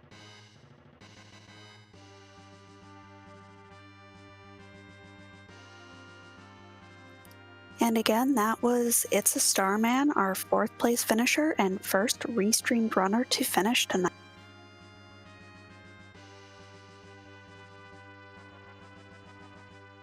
Hoydrak has just come in 5th at the time of 1 hour, 39 minutes, and 9 seconds. And it looks like on our screen, Baconpie, after taking out the King of Monsters, has skipped over Dwarf Castle and is going to clear Lunar.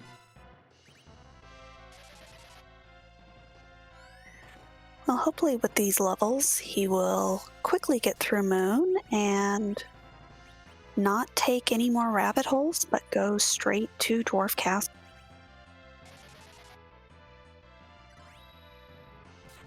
That is what we hope for his sake. Chad, on the other hand, might hope for something that somehow tempts him into music.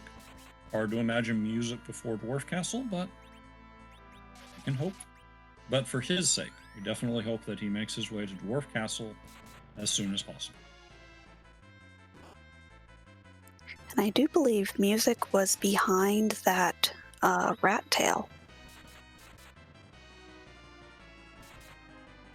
Good eye.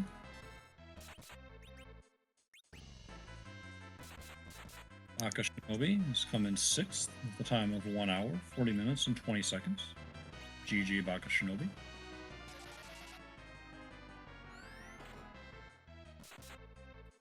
And we see the big angry bomb here.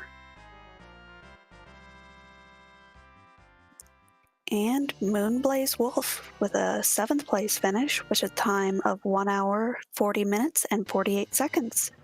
And Jeebus right behind him with 1 hour, 40 minutes, and 59 seconds. GG's to both of them. Sniping is fast and furious. Baconpie has found a legend sword, so at least their Cecil will not be forced to just use a rune axe. Excuse me.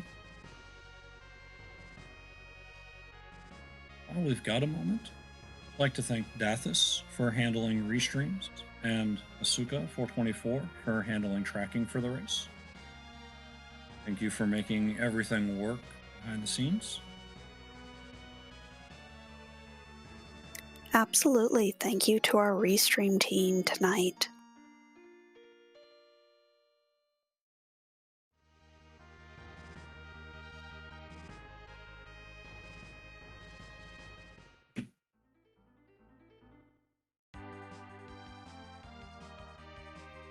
And it looks like Baconpie has decided to come back to Earth, perhaps to forge that Excalibur, and maybe will be tempted to do Dwarf Castle quickly. Let's hope so. We'll also get to see what's in Kolkol's shop.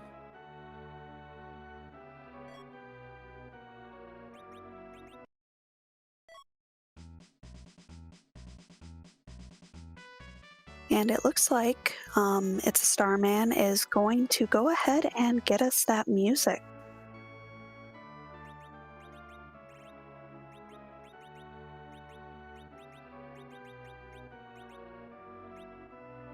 Hero of the people gets the job done and gives us music as an honor.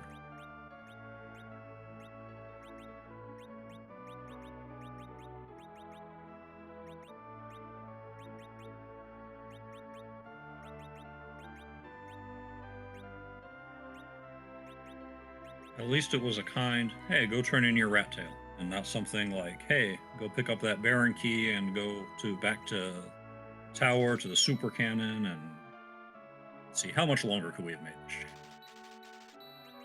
See a Luca key.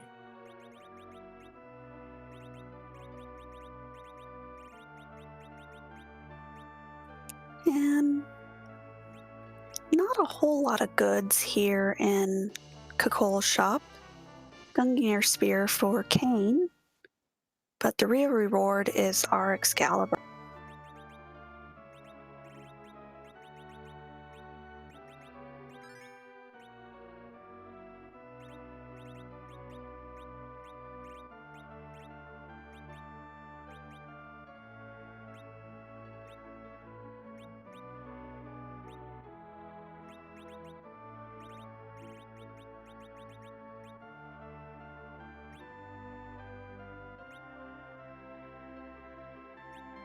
see 3 power shirts in Baconpie's inventory. Did those come from? They did come from power shirts. I'm not going to complain about, given how melee-oriented this party is.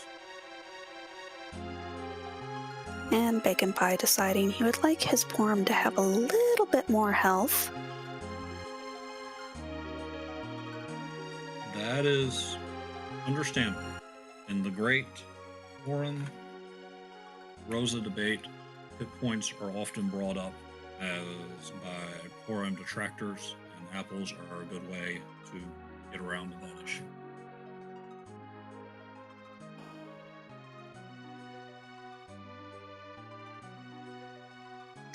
And Baconpie does not go to Dwarf Castle, but decides to head back to the moon. Committed to that moon clear. Before we knew what was going on, we were speculating and wondering, moon or earth first. Baconpie has chosen moon first, and it's a fair decision. It just, for this particular set, is not the best decision.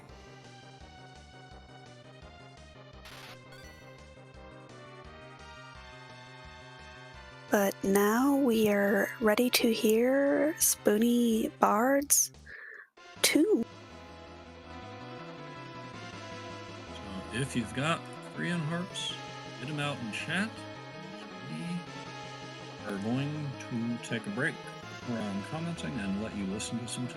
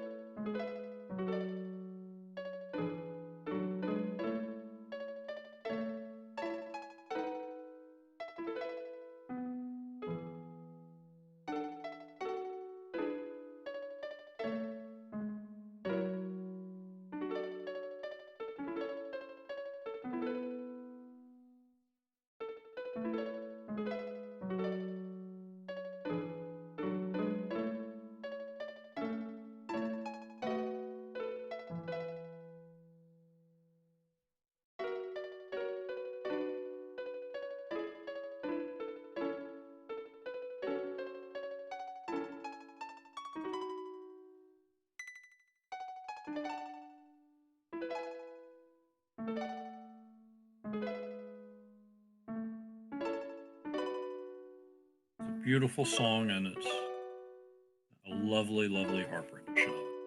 Another fine job. And very timely for the 4-Job Fiesta event going on now. And we see Baconpie in his fight with the Evil Wall.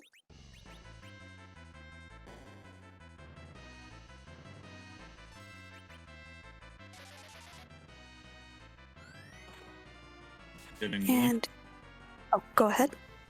Avoid the damage as Evil Wall comes charging in, and getting Zerk on the warriors as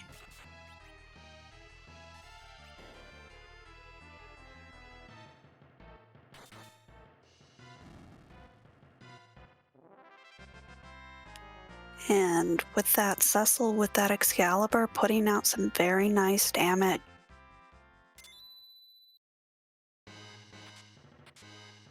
It's what he does. Give a paladin a holy sword, and you'll have very few problems remaining.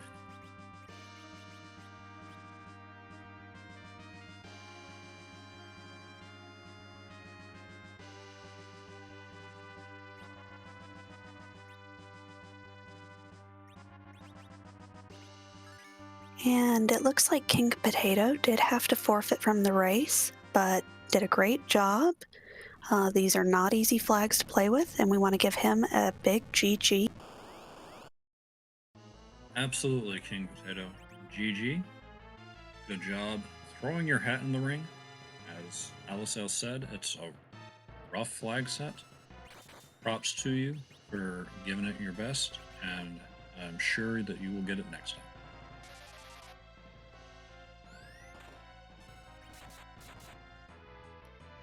And for those out there watching who may want to give their hand at free enterprise but are a little bit nervous about some of these more advanced flags, there are definitely beginner flags that you can start out on. You can make the game as hard or as difficult as you want. We invite you to join our Discord and give it a try.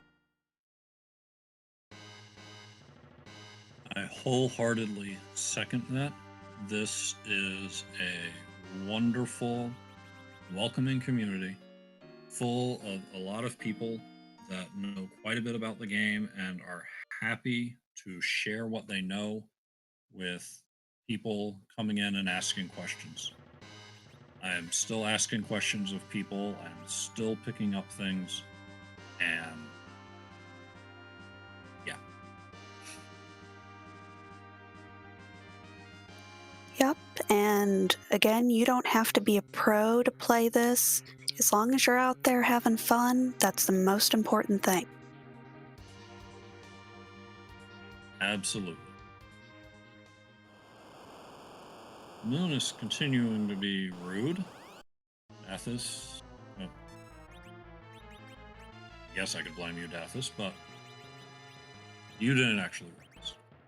Baconpie finding nothing more than an hourglass 2 for taking care of Mylon Z at White Spear and is now going down to the required one.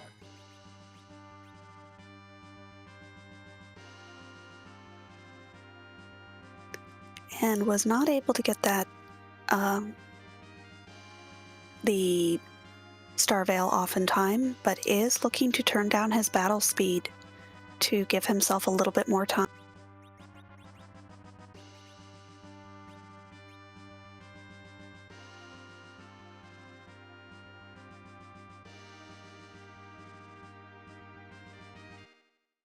Well, at least when Baconpie does deal with this wyvern, they won't have much left waiting for them. I believe all they'll have left on the moon is the tower, the Kaipo Guard, rather, at Crystal Sword Altar and the dolls over at Cave.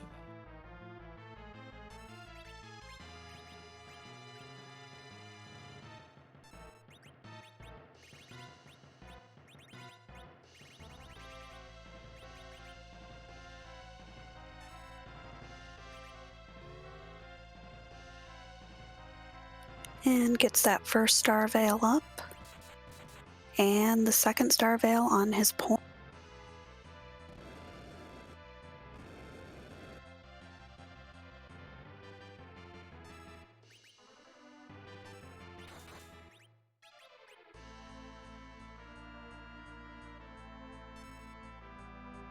And that's the first check done, and now it's a matter of staying ahead of the counter of the bounced nukes.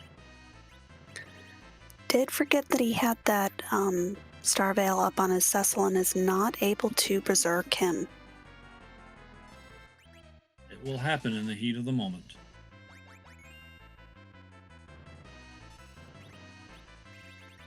Now looking at getting some of the other party members up. And decides that this is as good a place as any to dart that spoon. Can't blame him. Wyvern in this spot is very, very rude. Go ahead and get it done now before the nukes start flying.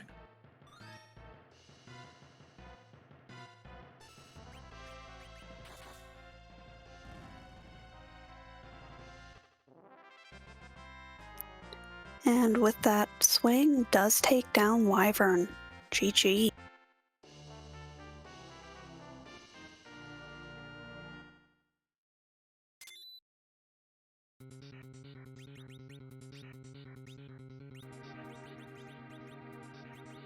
Continuing to find out how rude the moon is with loot.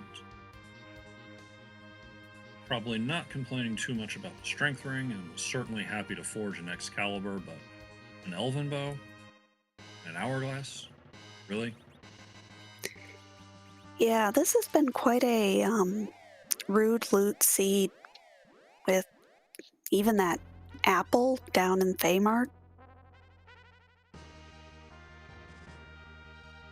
I mean, for a different party setup, you might be happy about that Artemis bow, but no one has really been able to put that to use.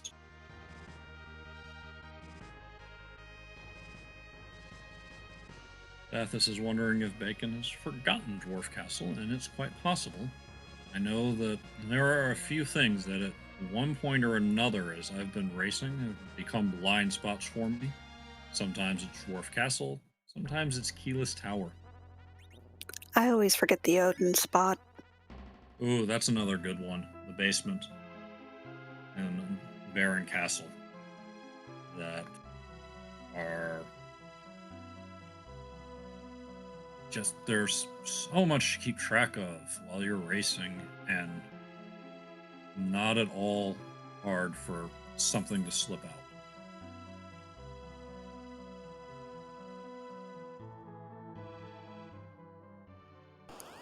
But Really? Bacon is going to go ahead and get revenge on these dolls.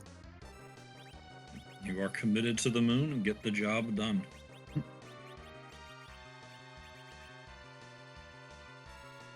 And did pick up that hourglass, so does have a way of dealing with those dolls.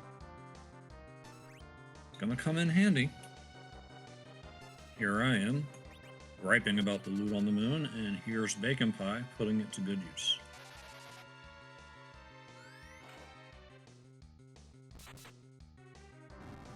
And at least as far as forgetting things, this was fairly normal routing in that our runners cleared most of the overworld. If your flags or key items let you make an early underground dive and you leave something behind on the overworlds that you normally would check, that can be forgotten for very long. Or as Judge Infinius points out, if you're actually playing on free key items and you forget the bedward. I've done this as well. I have 17 out of 17 seeded when bedward was my 17. It did not feel good.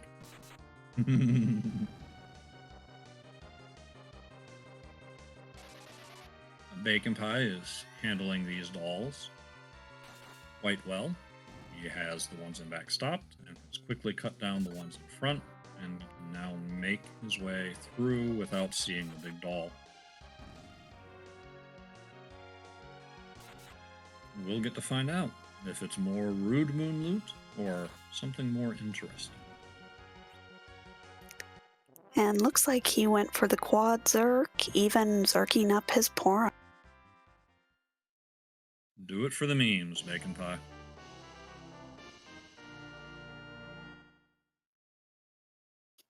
Really? Oh, I feel for you, man. I feel for you. That is, A value is not living up to its name tonight.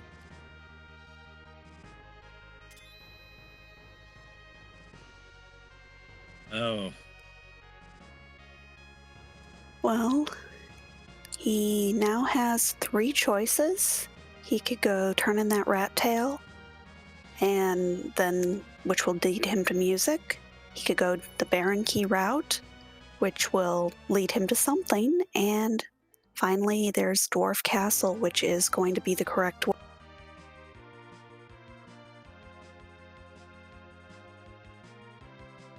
Those all seem like reasonable choices.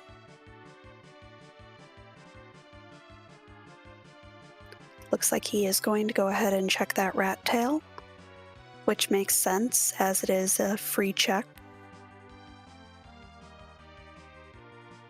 There are 2 rules to live by when running. 1, always check your freebies. And 2, always check your objectives.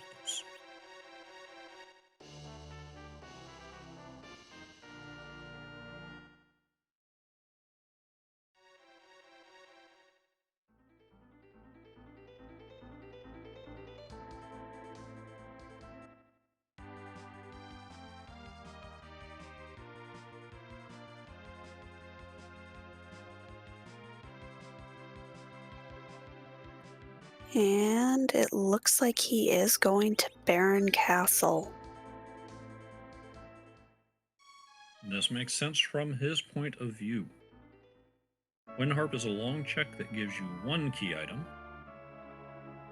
Baron, once you get through it, you should not have much trouble with any of the bosses at these power levels, and you have 2 shots at the Sand Ruby. So I completely understand this choice. It just does not happen to be the one that's going to lead to the Sand Ruby.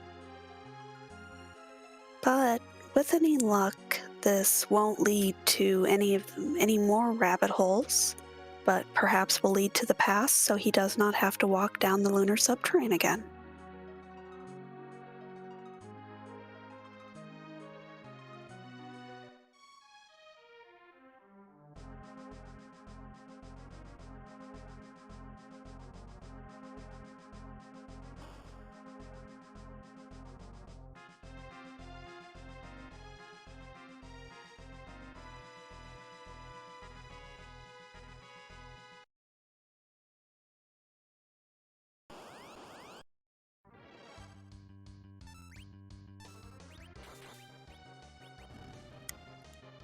And we see the turtle here and quickly getting dispatched with a swing of the Excalibur. And Baconpie is going to take all of the castle in one swoop and immediately go over to the basement. It's the quicker play as long as you can handle the boss here, and I have no doubt that he will be able to.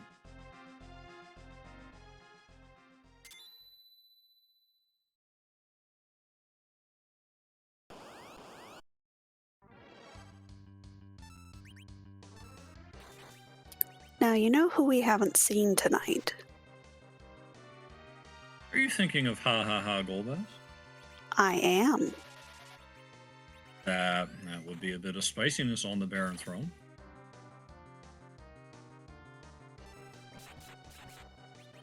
Now, there is one boss that isn't in the pool, but the chances of it being Golbez are pretty low.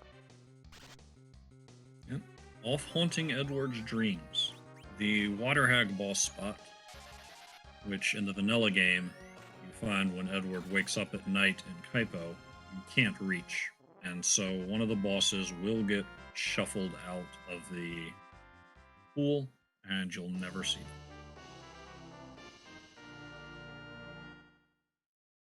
And we have a Luca key. Probably will not be enough to tempt Baconpie away from Dwarf Castle. Tower key might, because again, with the tower key, you have 2 for 1 on your mind. Similar to the thought here with the Baron key. So we'll have to see what we get from the Trash Pot and Baron and where Baconpie decides to go.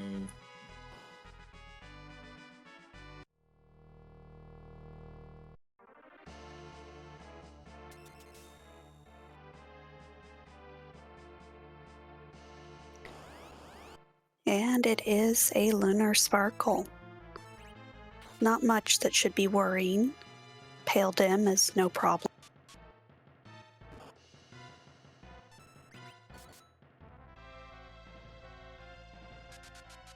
And the swing from Edge should take care of it.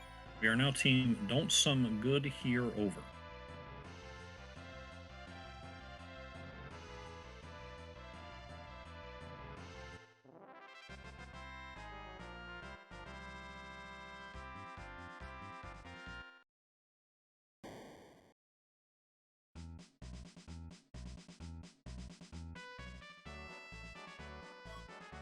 Ninja, meet a ninja.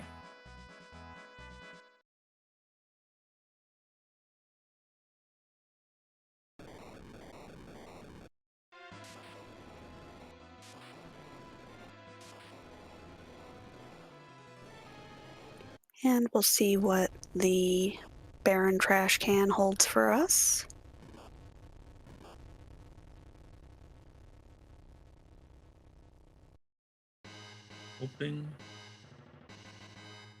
Hoping not tower.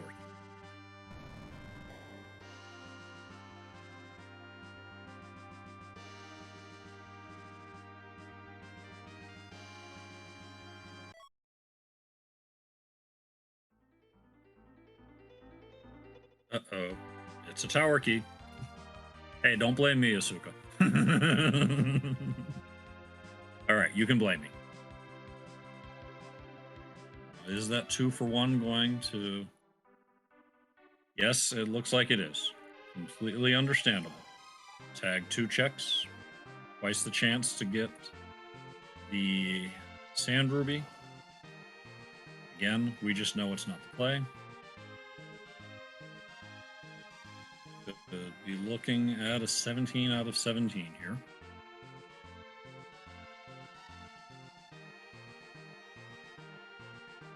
What spots are left after this? There's still Luca that hasn't been taken.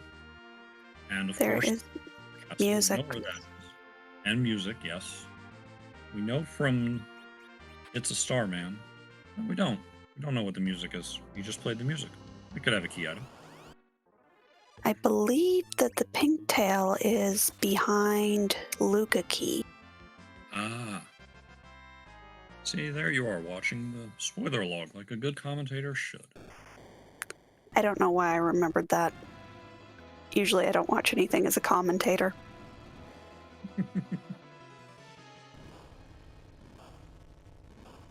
But Asuka confirming that yes, it is behind the Luca Key. Doing a great job of keeping track of all these things.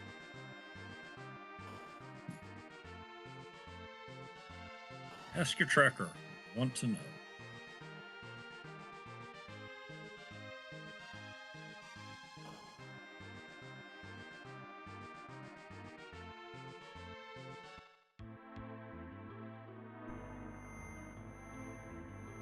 There's our ha ha ha. Ugh. We're now finding out it was a Leviathan at the Rubicon spot. On the...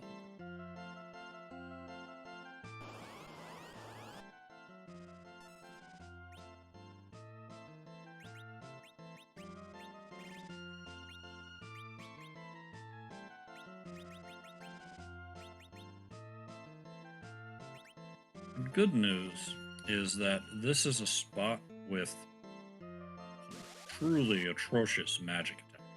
It's got some speed, but the damage from Golbez's spells will not be threatening for this spot.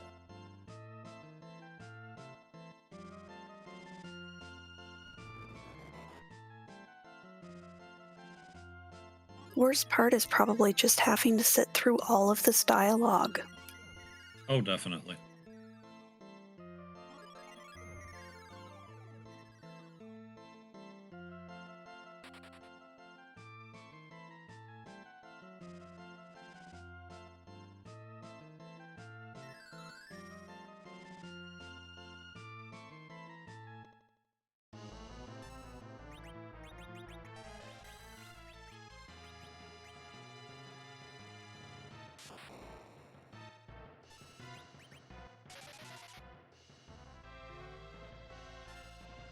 Okay, even a big old lightning 3, just tagging for 150.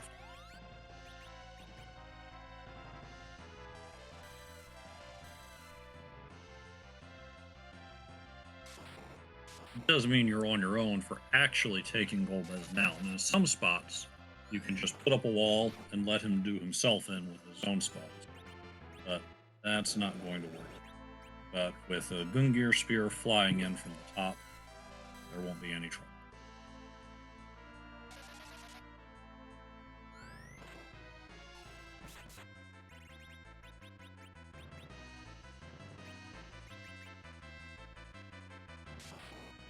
And it looks like we're going to just throw holy at him. He doesn't really like that.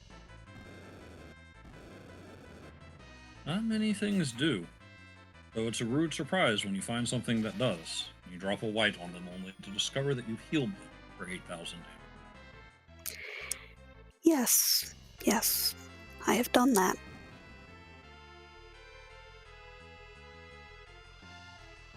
Like the Baconpie section of the elements. Absorbs holy.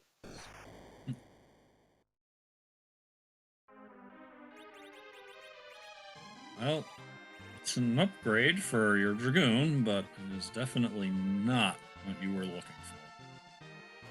You're not going to get any better news when you make it out of the tower, unfortunately.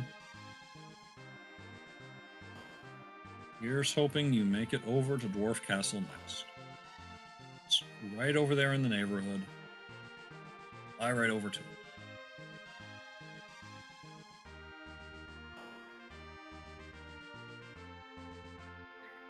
And you know what else we have not seen tonight?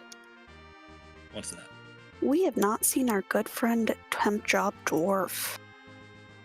No, we haven't. Unfortunately, it's... From a strictly time standpoint, it is not your friend. There are a few chests in there that don't have much value even on T-Pro. And it's a thing you do for the meme, for the community.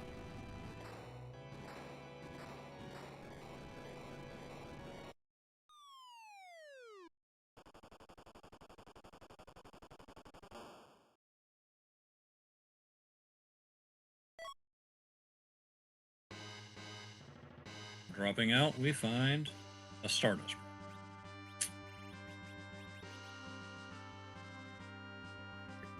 Well, it's a nice piece of equipment, and probably the nicest thing we've gotten. You're going to put it on your anchor, sure, but... Ugh. Go to the castle, Baconpie. Go to the castle.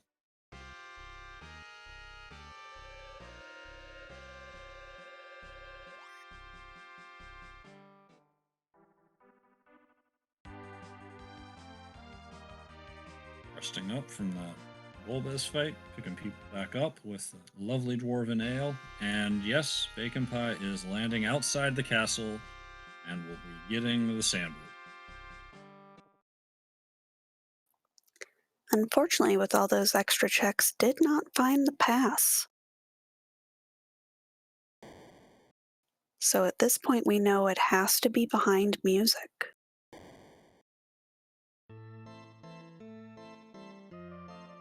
Which, if you're going to put a pass somewhere, granted, you have to sit through the music, which, again, is a wonderful thing for the community and a time sink as a runner, but at least you're right next to where you use the pass.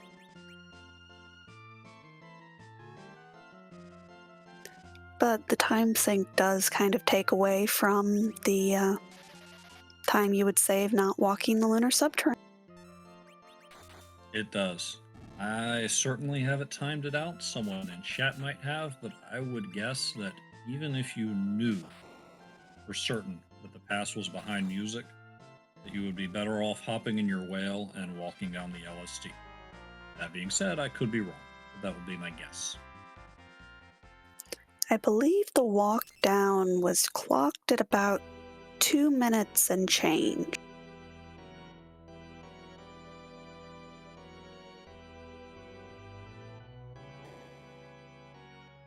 The only other big benefit of the pass is if you think you might have a little trouble with the Z fight, then the save point when you use the pass is closer than your save when you hang out in the Ridden, near the Ridden.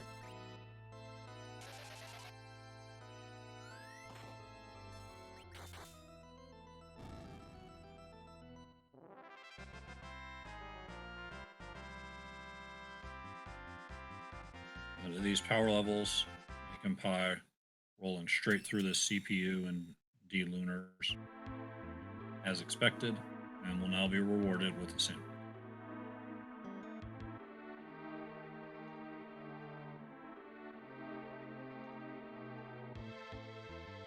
we see the creepy hand stealing the crystal.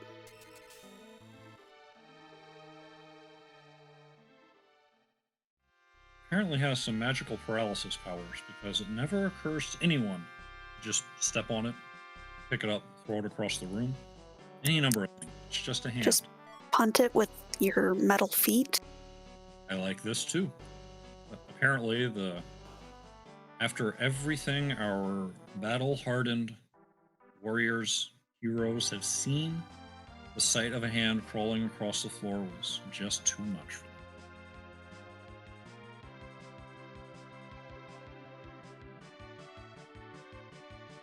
But with that, we see Where I Baconpie. would. It looks like he forgot where Kaipo was for a minute. I've done that.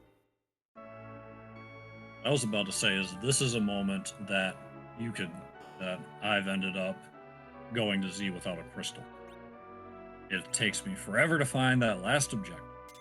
I search all over, and I'm finally so relieved, and I think finally I can go to Zeromus, and I forget to check that last spot. Baconpie does not fall for that. Make sure to pick up his crystal after a long and grueling search. And as our ninjas face off, that means that Baconpie is in go mode.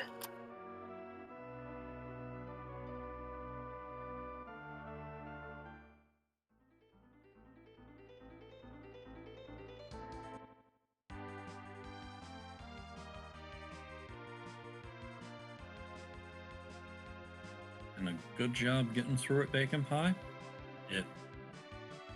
There was a call to be made at where to find the sand ruby, the moon, or the earth. There were both valid calls. Chose the moon, and it didn't play out this time, but you've still gotten through this quite well.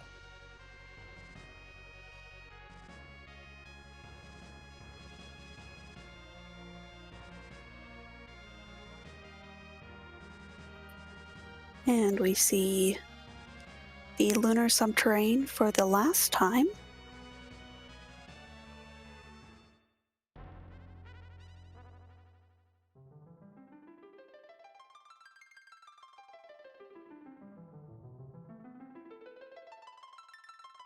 And with these levels and the gear we have, I do not foresee Z being much of a problem tonight.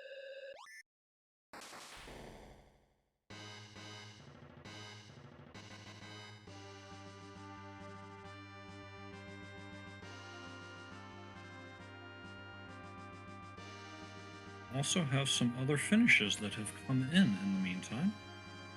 Groundflyer took 9th place, time of 2 hours, 3 minutes, and 32 seconds.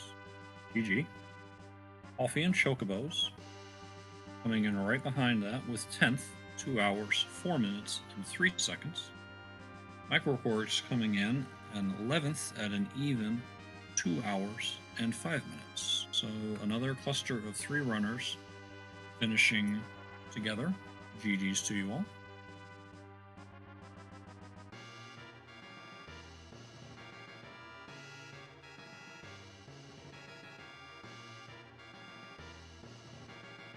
And as we are finishing up here, I just again want to thank our back-end team of Dathis as our restreamer and Asuka as our lovely tracker, and my co-commentator, CommanderLeonhart. Thank you. And thank you for co-commentating with me, Allisele. It has been a definite pleasure. And yes, as our restreamer Dathis points out, go ahead and give a follow to our restreamed runners, Baconpie and Starman Random. They've both put on a great show. Seen a lot of strats, a lot of perseverance, and it's been terrific. All good things must come to an end. Baconpie is coming down to fight Zeromus.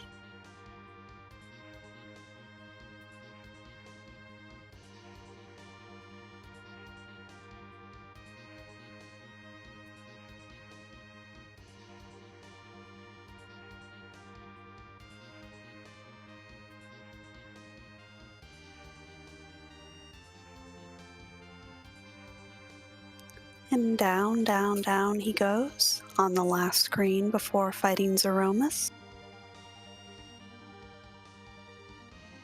Bright ball that is the lunar core shining in the background.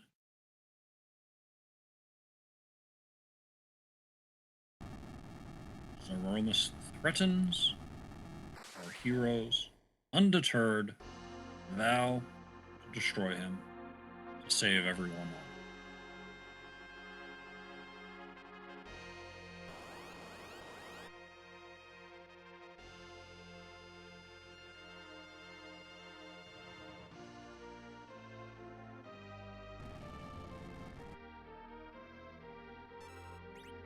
Don't some good here over. Fun when a racer makes a sentence out of their names and you get to see what the party turns out as.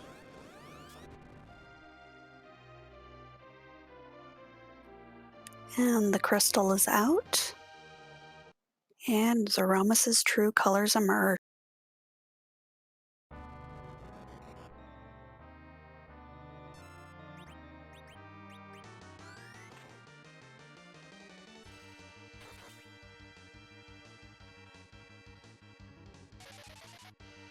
Cecil giving that Bacchus in so fast that his first swing came in before Zeromus became vulnerable. No worries though, there's another one coming right behind.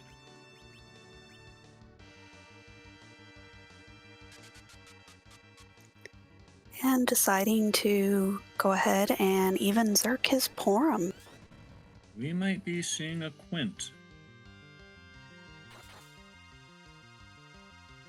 Although that's going to slow that down.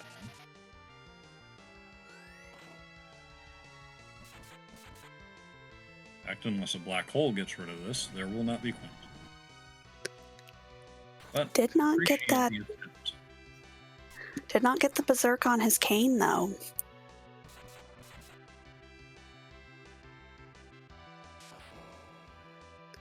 But with these damage numbers, likely not to be a problem.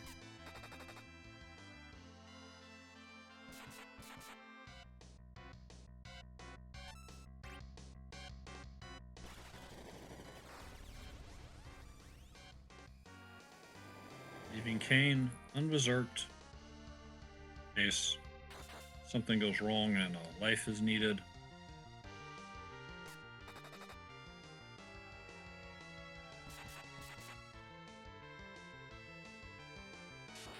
Murder Child finally getting to fire those arrows from the bow.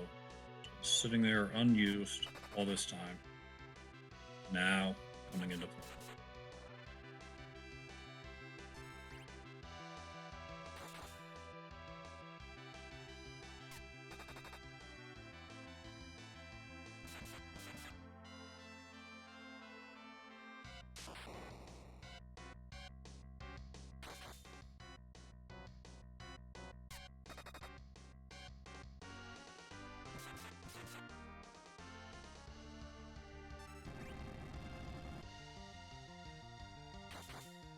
Ninja sword slicing, arrows flying, holy swords crashing in, spears stabbing. Coolness is not long for this fight.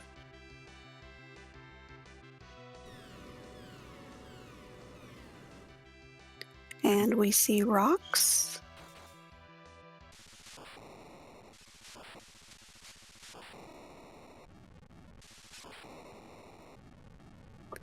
And GG's.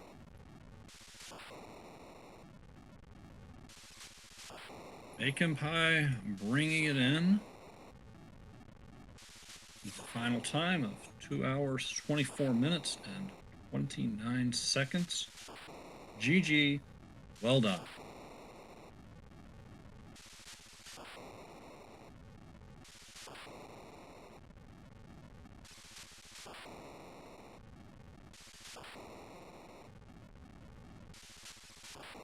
And it looks like we are seeing if Baconpie will join us for an interview.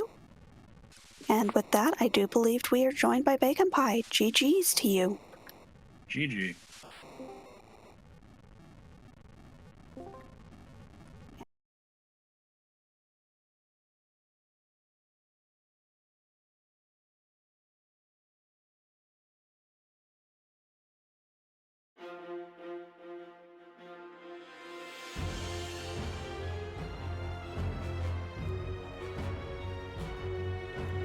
Not having you come through, Baconpie?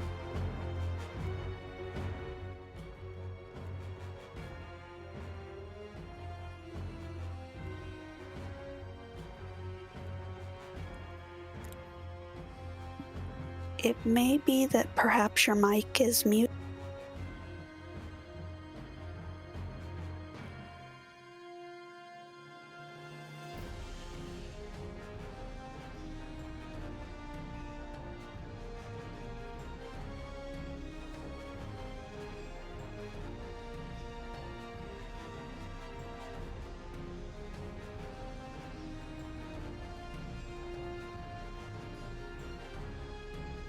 And we're trying to get this figured out, folks.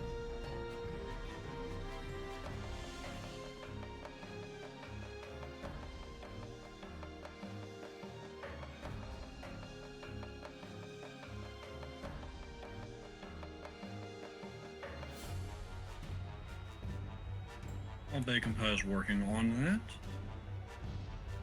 this is one of the 4 community club races that are being showcased on Free Enterprise. There's a different one each week. Wednesday nights is our Mysidian Jumping Club, using the April Fool's Push B to Jump flag. Sunday nights is Sunday Slapdash, which has a random set of flags that the racers don't see until the moment of the race. Tuesdays has Underground Racing Club, which is similar to Lunarian Racing Club, but with forging the crystal as one of the 2 objectives instead of a moon object, hence the name. So, if you enjoyed what you see here and you'd like to see more, make sure to tune in to the other community club races, and also catch our Monday and Friday community races as well.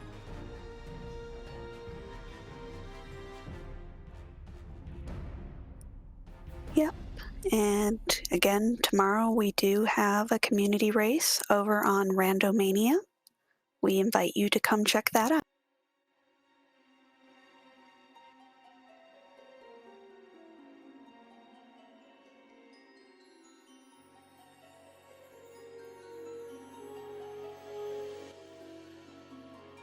And unfortunately, it looks like we may not be able to get Baconpie in for an interview, but just give your GGs to him.